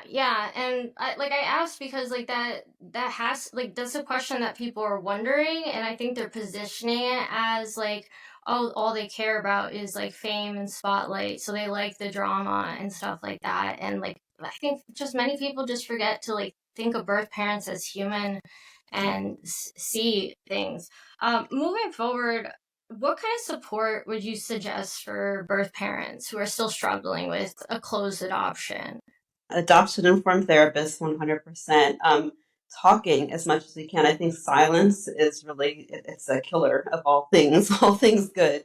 I was talking with Lynn Zubov, who has the preliminary exploration on adoption study. And one of the things that she said to me was, I talk about being a birth parent all the time, and I've never met a birth mother. And like, when I thought about it, I was like, wow, I have talked about it openly for like decades, and I've only had one person, and it wasn't for about 10 years after she had met me that she finally said, I'm a birth mother too. And so, like, openness, talking, find a way to talk about your experience, because when we don't talk about it, it eats us up. One of the things that I was thinking about as I was watching Tyler and Caitlin talk was that trauma, when you have trauma at a certain age, often parts of your brain get stuck in that age. And so if you think about them reacting to those messages, it almost sounded like they reacted from their 16-year-old selves and not from their grown selves too. And so that's another thing to think about, is that effect as well. Yeah. So sorry. Abby was just saying. It's what it is. I apologize. Abby was just saying that the trauma that you guys just went through can really affect like how you react to things now, and I think that is very relevant to this conversation, because it's just multiple layers there. And we were just kind of going over some things that you guys can do, like moving forward with the adoption competent therapist. And what else did you suggest, Abby? Oh wait, no, speaking. Yes, You're talking about vulnerability and speaking. Absolutely. I was telling Melissa that birth parents don't speak up. We don't admit, we don't self-identify. It's just a thing. It's the shame is so real, and so you having this platform and speaking for and showing us that it's okay to speak up and talk about our experience is really important, and appreciate that. Well, I mean, like I said, you think everyone just kind of giving me the space to do it, because it's hard to find the space that feels good or safe enough to do so. Yeah. Do you think them speaking out as birth parents, because like honestly, I haven't seen many. Like I know a few that do it in the adoption space, but outside of that, and like the wider media and society, like I feel like you guys are one of the first like birth parents that are really taking this step to talk about it in this way. How do you think that impacts the adoption community, Abby? Yeah, it allows it to stay adoptive parent heavy. It allows the narrative to stay with adopted parents, and so it hurts all of us. It hurts adoptees. It hurts birth parents that we aren't given the space and the freedom and the lack of shame to speak. And I've been speaking forever about my relinquishment, because for me that it was freeing. It's freeing to be able to talk about it. It's freeing to be able to like have all of me be known and be authentically myself. But I do think that it's hard because that narrative is not positive for why I relinquished. So I was a teenager. Yeah. Do you think there's any benefits to the child hearing from their birth parents' experience, even if it is very difficult? I think there's a benefit to adoptees hearing from any birth parent's experience, whether it's their own or someone else's. The response I've gotten from my story and from adoptees hearing about my relinquishment has been so positive, and has allowed them to look at their own closed adoption from a different lens, with more empathy and grace and understanding for their birth parents, but also for themselves. Yeah, I've actually gotten a lot of great messages throughout the years from adoptees who will say, you know, you were the first story that actually allowed me to look at what my, birth parents might have went through. I've had a lot of adoptees write me and say that for the first time ever, you watching your story gave me the curiosity to kind of explore my own fog and end up leading them out of it. And I thought that was like, that's the best thing ever, that I can at least throughout all my grief and all my mistakes, in being vulnerable and sharing the relinquishing journey that I've been on, is actually helping adoptees like my biological daughter. Like I can't ask for anything more than that. So I think there's a lot of power with vulnerability and sharing our story. And I think a lot of people who aren't involved in adoption will look at it and say that I'm exploiting and that I'm doing the wrong thing, and that, it's important though to kind of push back that, because I think that has to do with society's narrative again. So I think it's important to kind of push that back, and keep continuing to do it regardless of what people not inside the triad think of it. Yeah, and I think what's key here is that unless, like, we need to talk about the intricacies here and the flaws in the system and the lack of support, because if we don't, nobody's ever gonna fix it. We're just gonna, keep putting a blanket over it, ignoring it, and moving on, and just like seeing adoption as a solution. And then we have birth parents who are struggling. We have adoptees who are struggling. And it leads to very unsafe situations. Mental health can deteriorate pretty quickly. And I think my question for other people who think you or other birth parents or even adoptees should keep quiet about complicated experiences is why? How is that helping children? It's not helping children. It's making adults more comfortable, but it's not helping children. Yeah, I think that's what it comes down to, is that it is only helping the adults feel better about it. And I feel like if we're really truly going to make and keep this child-centered, that we can't be worried about the adults and how they're feeling and how they're affected.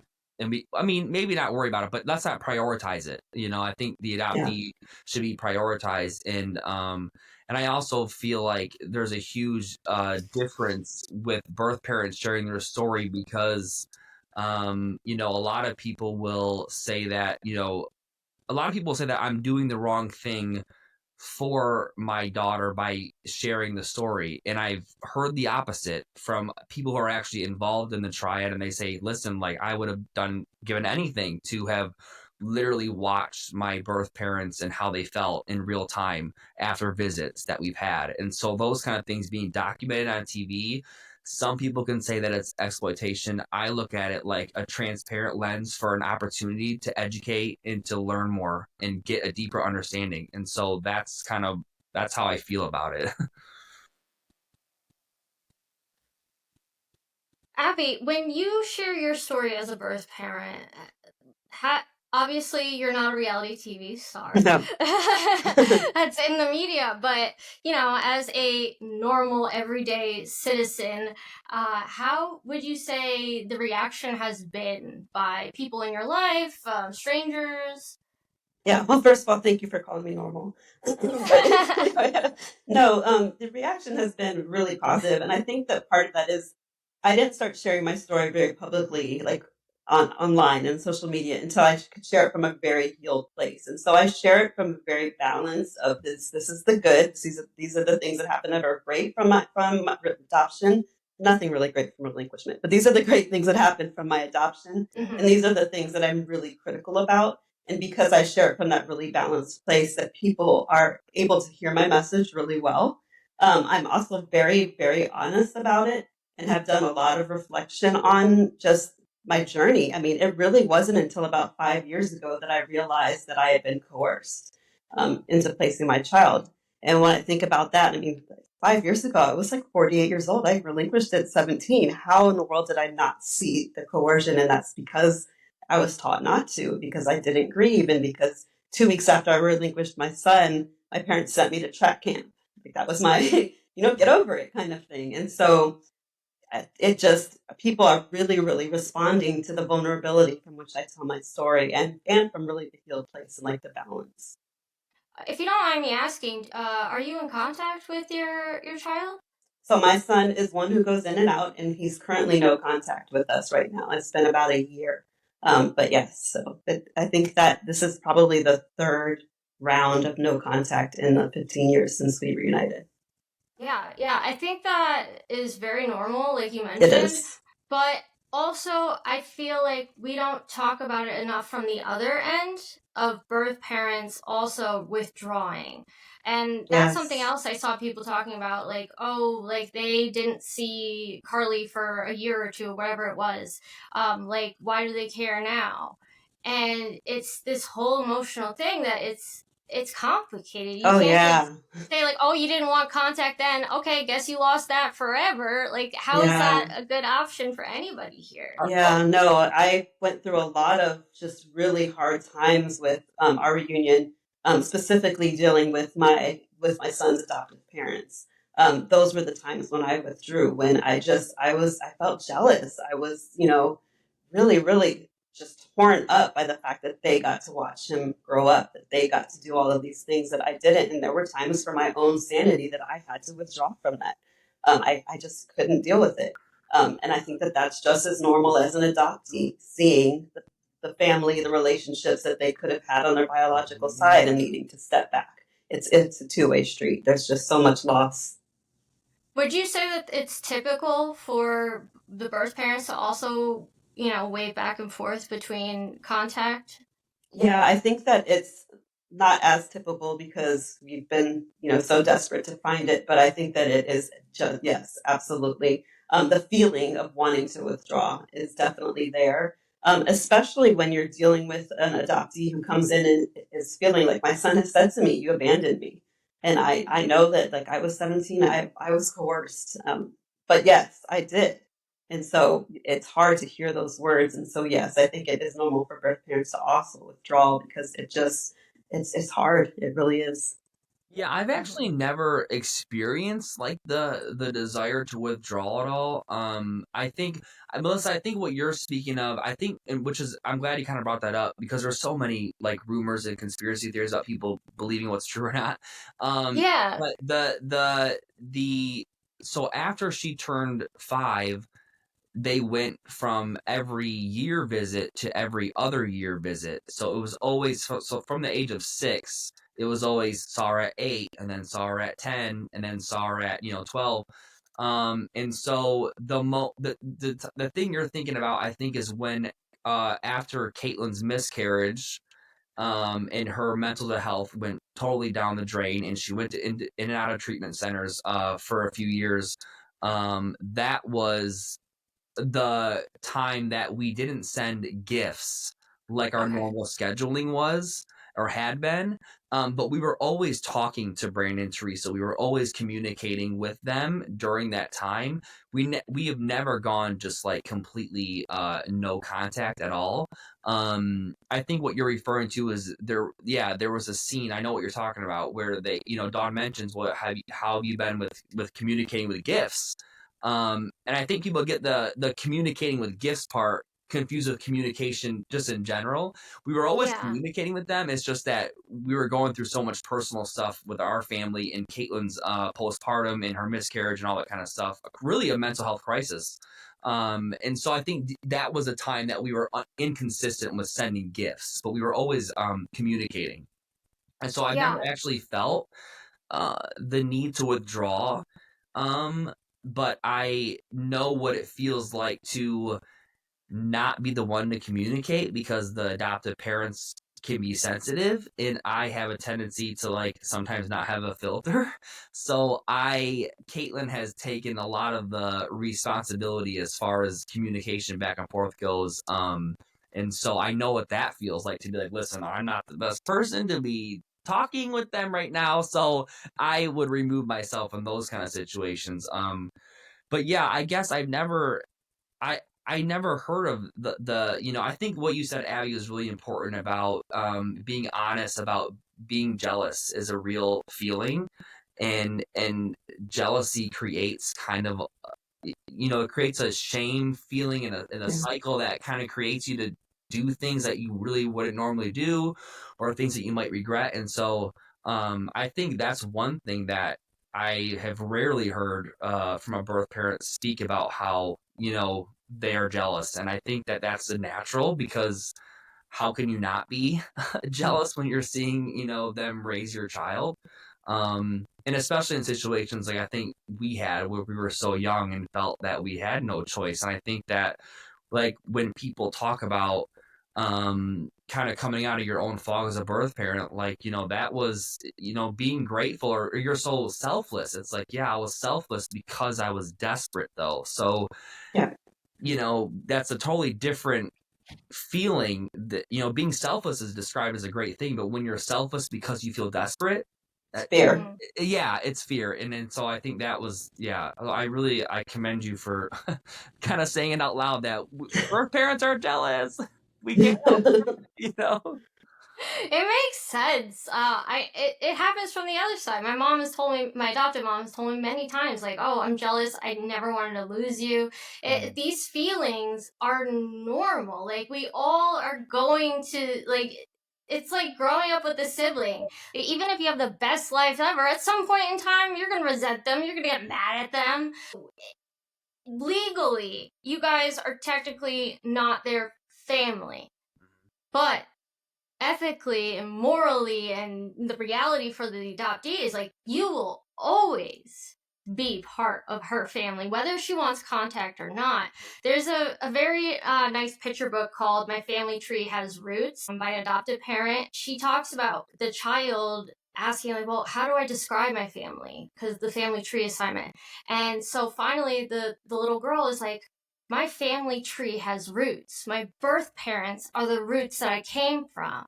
So even though they're not in my life, they still have impacted me and will continue to impact me. Like, their legacy, their culture, these different aspects are there. And we know nature versus nurture, like that, like, development is very complicated. And like, my brother and I grew up in the same environment, completely different life trajectories. And like right now, like, I'm considered the ideal adoptee. I got married, I graduated college. My brother's currently finishing out a sentence in incarceration, and he struggled with substance abuse. Again, something my parents were never aware that adoptees were more likely to struggle with. And if we had more awareness of this, I feel like then we would have more people coming together, more support systems, more programs for adoptees. Let's even roll it back further than that. Had Tyler and I been aware of that at relinquishment, we may have made other choices, even beyond the adoptive parent being. If I had had actual informed consent, where I understood all of the trauma and, the percentage times more likely to commit suicide, the addiction, all of those things, I would have never chosen that for my son.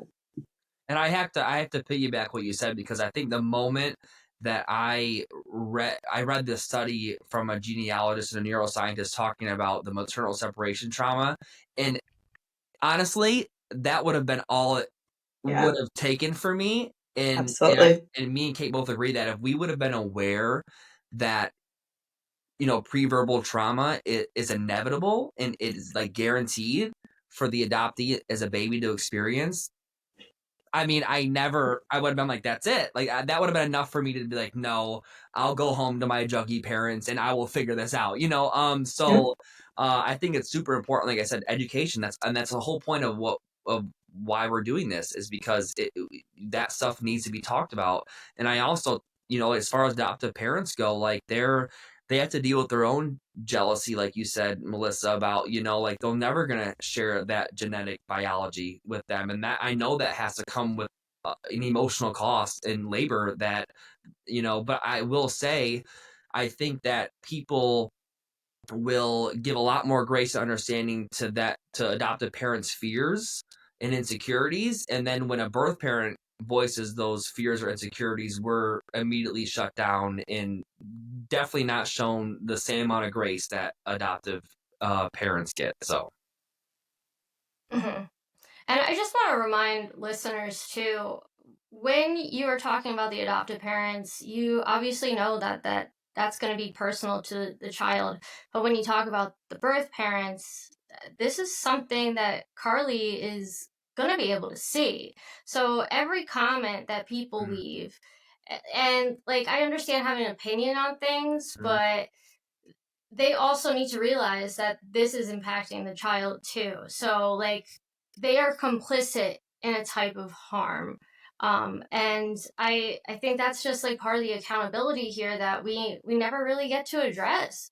Well, yeah, I think you bring up a good point that it's actually very, I've noticed even in the TikTok adoptee community, that it's very hypocritical for them to voice all this concern and all this support for an adoptive parent and say great things about them, but it's totally justified to say bad things about the birth parent because they believe that, oh, well, they don't care if I talk about their birth parents. It's like, well, no, if you think and have the logic to understand that talking about their adoptive parents negatively will impact them, you have to know that talking negatively about their birth parents is also going to impact them.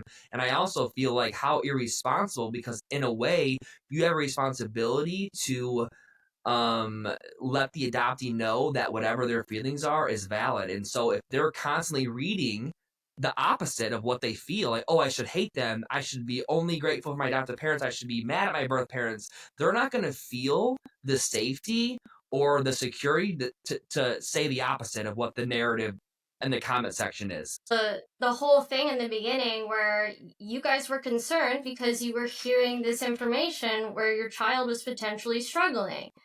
It's very plausible and that could have been the case. Even if Brandon and Teresa made all the right decisions, never made a mistake, the child could still feel a sense of obligation and guilt and frustration, confusion, just by, the situation being in the limelight. Yeah.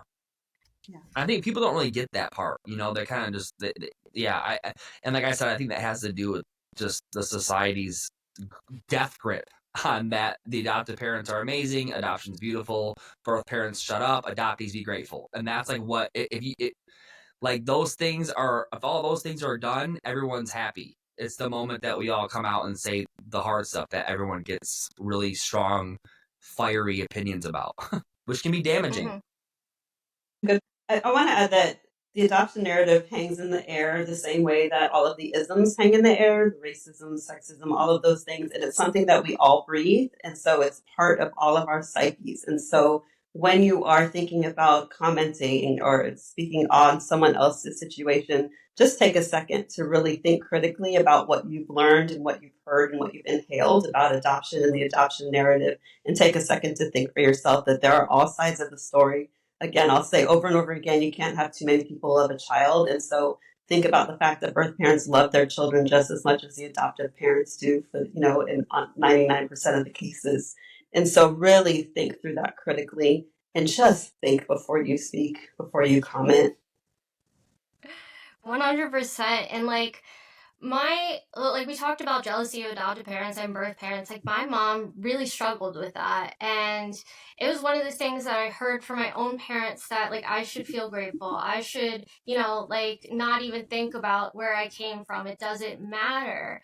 And so, that it is a fear. Even if my mom never said that to me, and I heard it from other people that potentially is how she feels, not only would I feel bad for her and guilty and sad and frustrated and mad, as a child without any support, typically, what kind of support do the typical adoptees go through?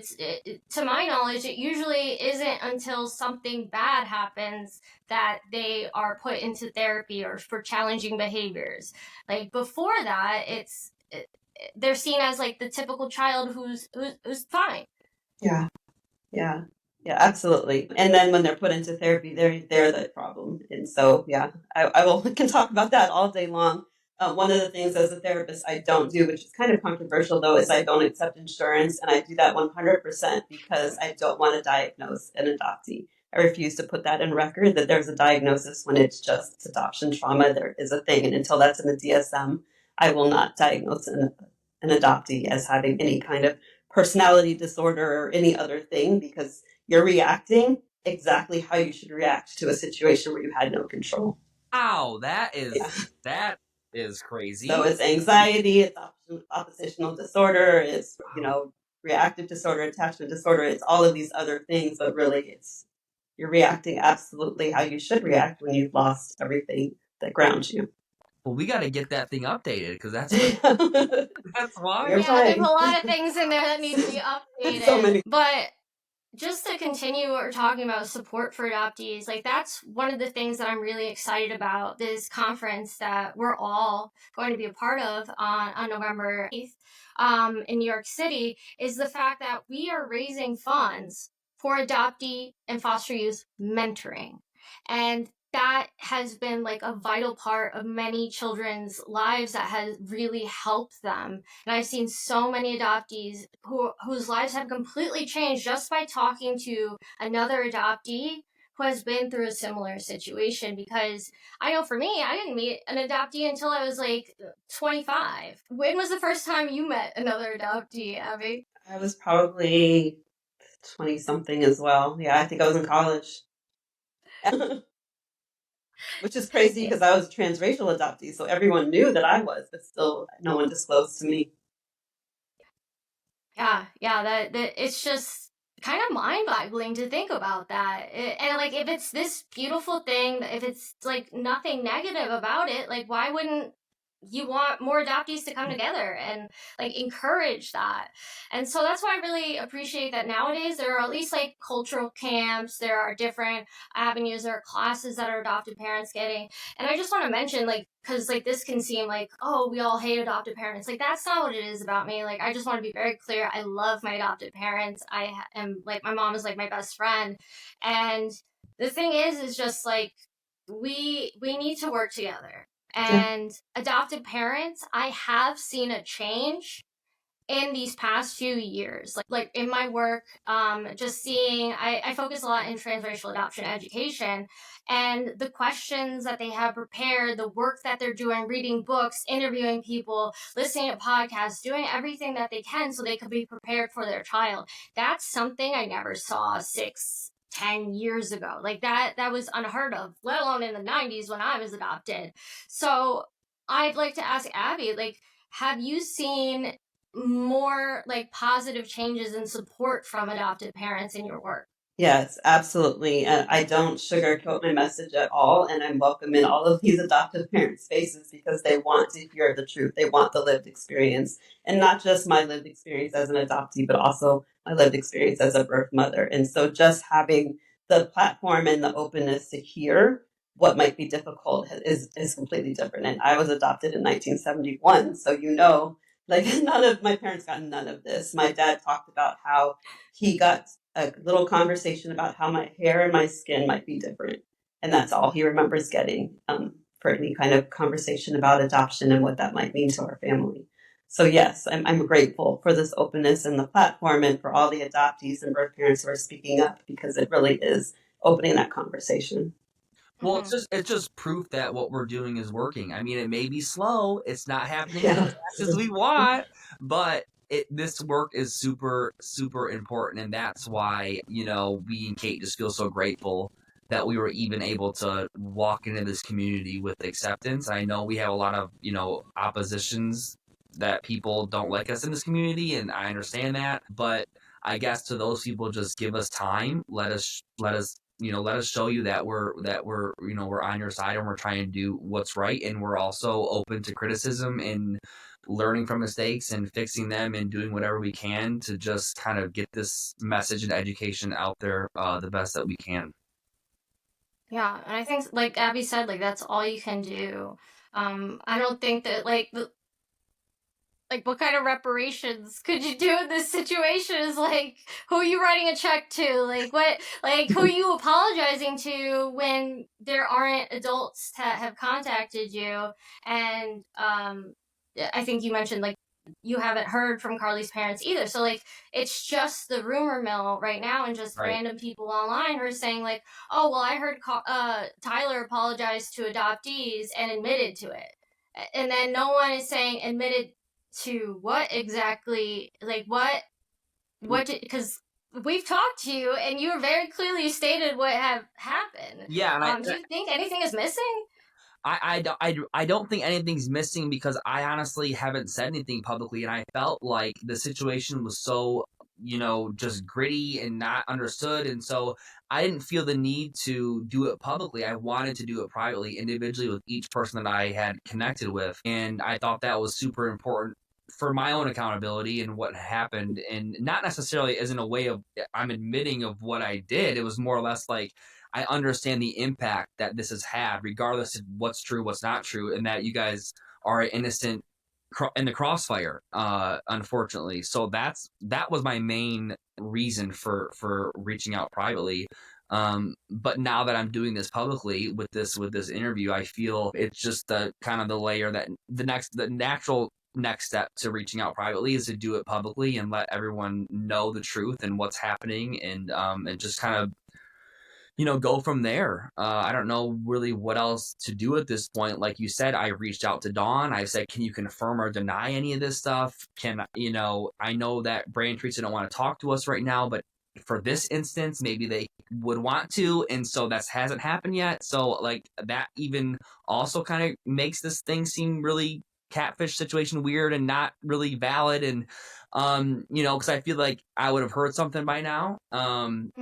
But I haven't. So until that happens, I mean, I'm willing to do that. Of course, I'm looking forward to it, to be honest, so we can just kind of close this chapter. But yeah, like I said, I'm just here to take accountability and apologize. And, that's all I can do moving forward and learn from it. And honestly, what I'm really grateful for this experience, to be honest, is that it has pushed me to go back to therapy.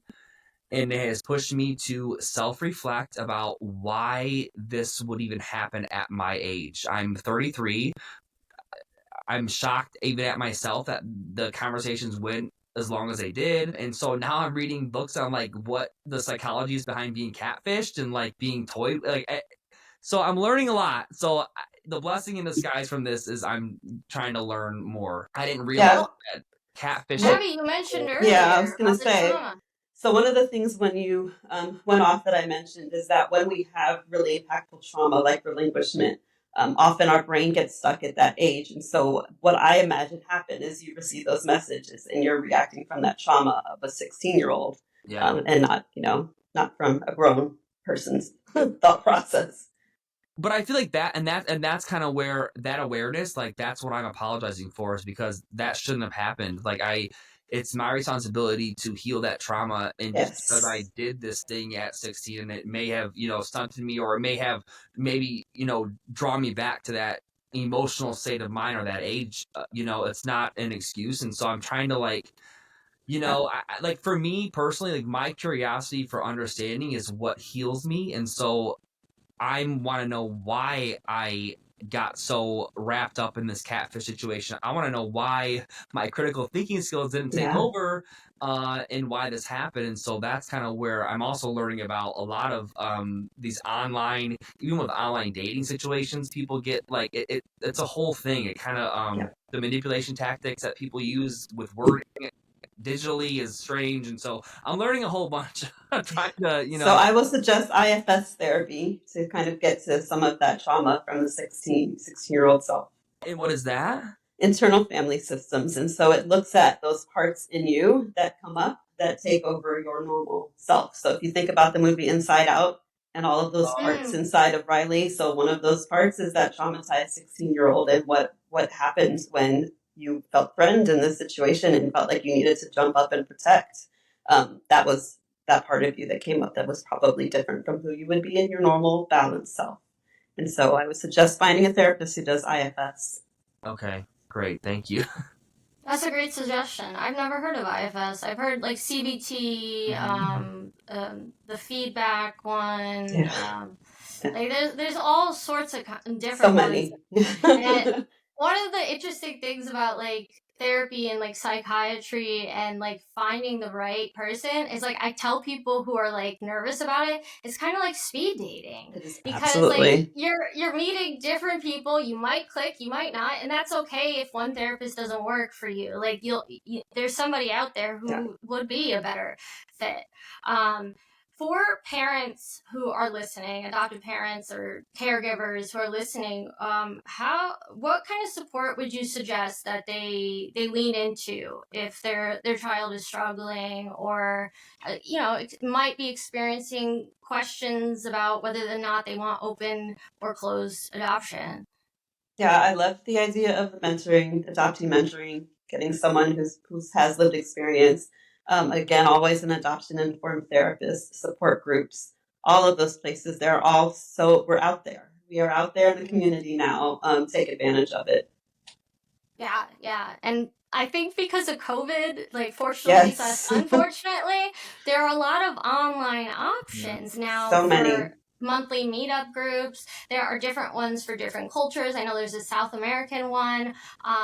There are so many different avenues that you can go to, and the adoptee community is out there, and it can be very welcoming. And like you said, Abby, earlier, like sharing our stories is very freeing. And I think that all of us have a reason as to why we're sharing what we are and what we want. And I feel like it's not just selfish, like, oh, I just want to complain. Like, that's what people see it as. And it's just like, oh, something bad happened to you. Get over it. And it, like, for many people, there are many adoptees who don't want to talk about their story. And I imagine the same is about birth parents. It's a lot to get into. It's very emotional. And that doesn't mean that it's the right answer for others. Absolutely. And what we're all looking for is affirmation and community. And we're sharing our stories because we want to share for affirmation and community, and for growth. Mm-hmm. Tyler, is there anything else you want to add or ask Abby? I mean, first off, just thank you so much for jumping on here and kind of giving the third party, reflection, because I need it as much as I talk to a lot of adoptees, but not all of them are therapists or adoption competent therapists. So you're very valuable here. I just appreciate you taking the time to just speak with me and be involved in this situation. I really hope you don't get any negative feedback for doing this with me. And if you do, I'm apologizing now. And hopefully that goes away during, the course of all this happening and being released. So, but yeah, I just appreciate you taking the time to just do this. Yeah, very grateful. Absolutely. And I don't know the situation again, so I haven't seen it, but I'm sorry that you're going through a hard time. Thank you. Yeah, thank you so much, Abby. Is there anything you want to add about birth parents, trauma, healing, anything? No, I think we've covered a whole lot. Yeah, it is real. Yeah, it is. All of it's real, and it's all for every single adoption story. There's a unique experience, and so also remembering that all of these experiences are different, and all of them have a voice, and they're all valid. Yeah. Where can people find you if they're looking for your work or like other speaking engagements?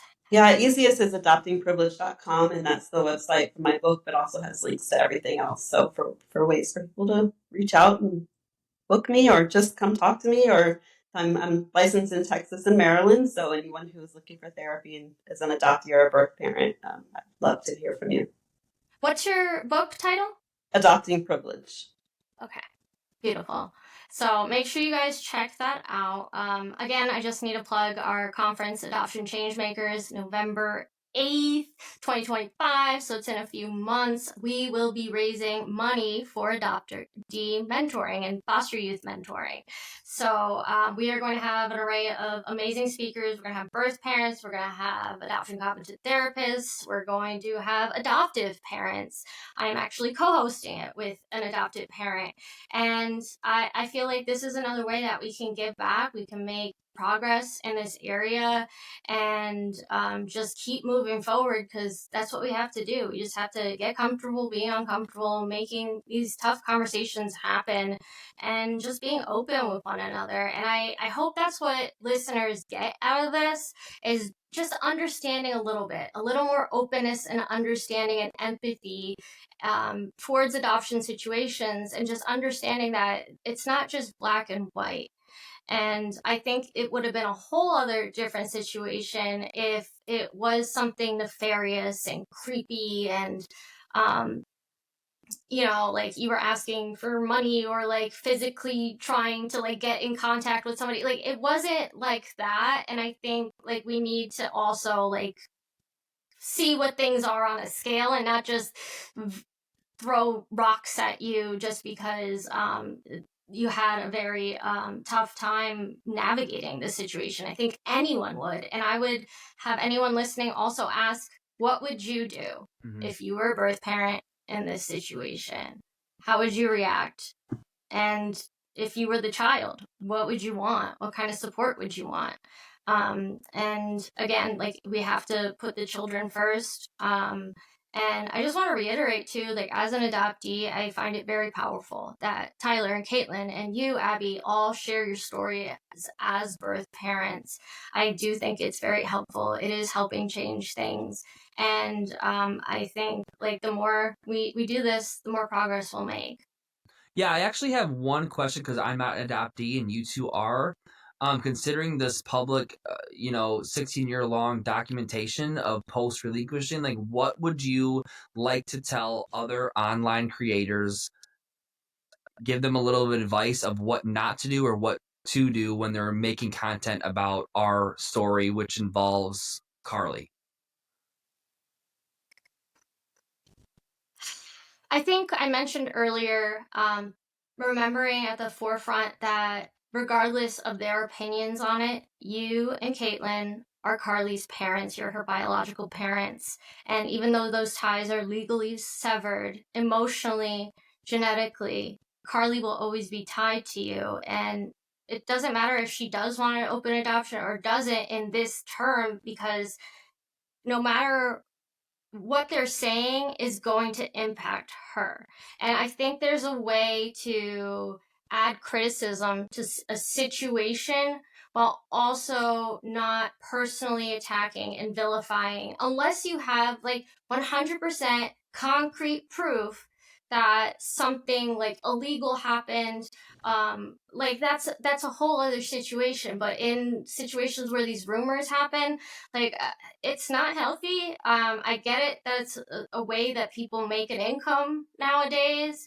But ethically and morally, would you want someone talking about your child's parents that way? I don't think so. And I'm a person where I comment on situations all the time. I comment on media that has happened with adoption, Lilo and Stitch, different things that happen. And I think there's a way to go about it where you're adding your input in the situation without vilifying as well. Yeah. Does that answer your question? Yeah, it does. Yeah. I love the answer. I think that mine would probably be different just because content I do is different in that I don't share anything that isn't my own story. I will not share. And that's what I would love for content creators to think about is like, if it's not your story, don't share it. If it's nonfiction and not your story, don't share it. We can comment on as much fiction as we want to, but it's just, you just can't share other people's stories. It's not yours to tell. Yeah, I agree. Yeah. Well, thank you guys. Tell Catelynn we said goodbye. We'll be in touch. If there's anything else you guys want to add later on, just let me know. I know Abby recommended not sending all the messages, but Tyler, if you don't mind, just like sending me like a screenshot of all the calls that Catelynn got. I don't need to see the numbers or anything, and then maybe like one or two of the messages, and I won't share it, but just like for me, my peace of mind to see like the concerns that you had reiterated there. I think that it will be helpful just to, when I put out all the content, to have more context too. Yeah. The phone calls, by the way, it's just gonna say no caller ID, unfortunately. But okay. like, yeah, that's fine. Yeah. Okay. Yeah. It just shows like a habit, like if she's getting like all these crazy things, like to see your phone blowing up like that, like I feel like that's just crazy making.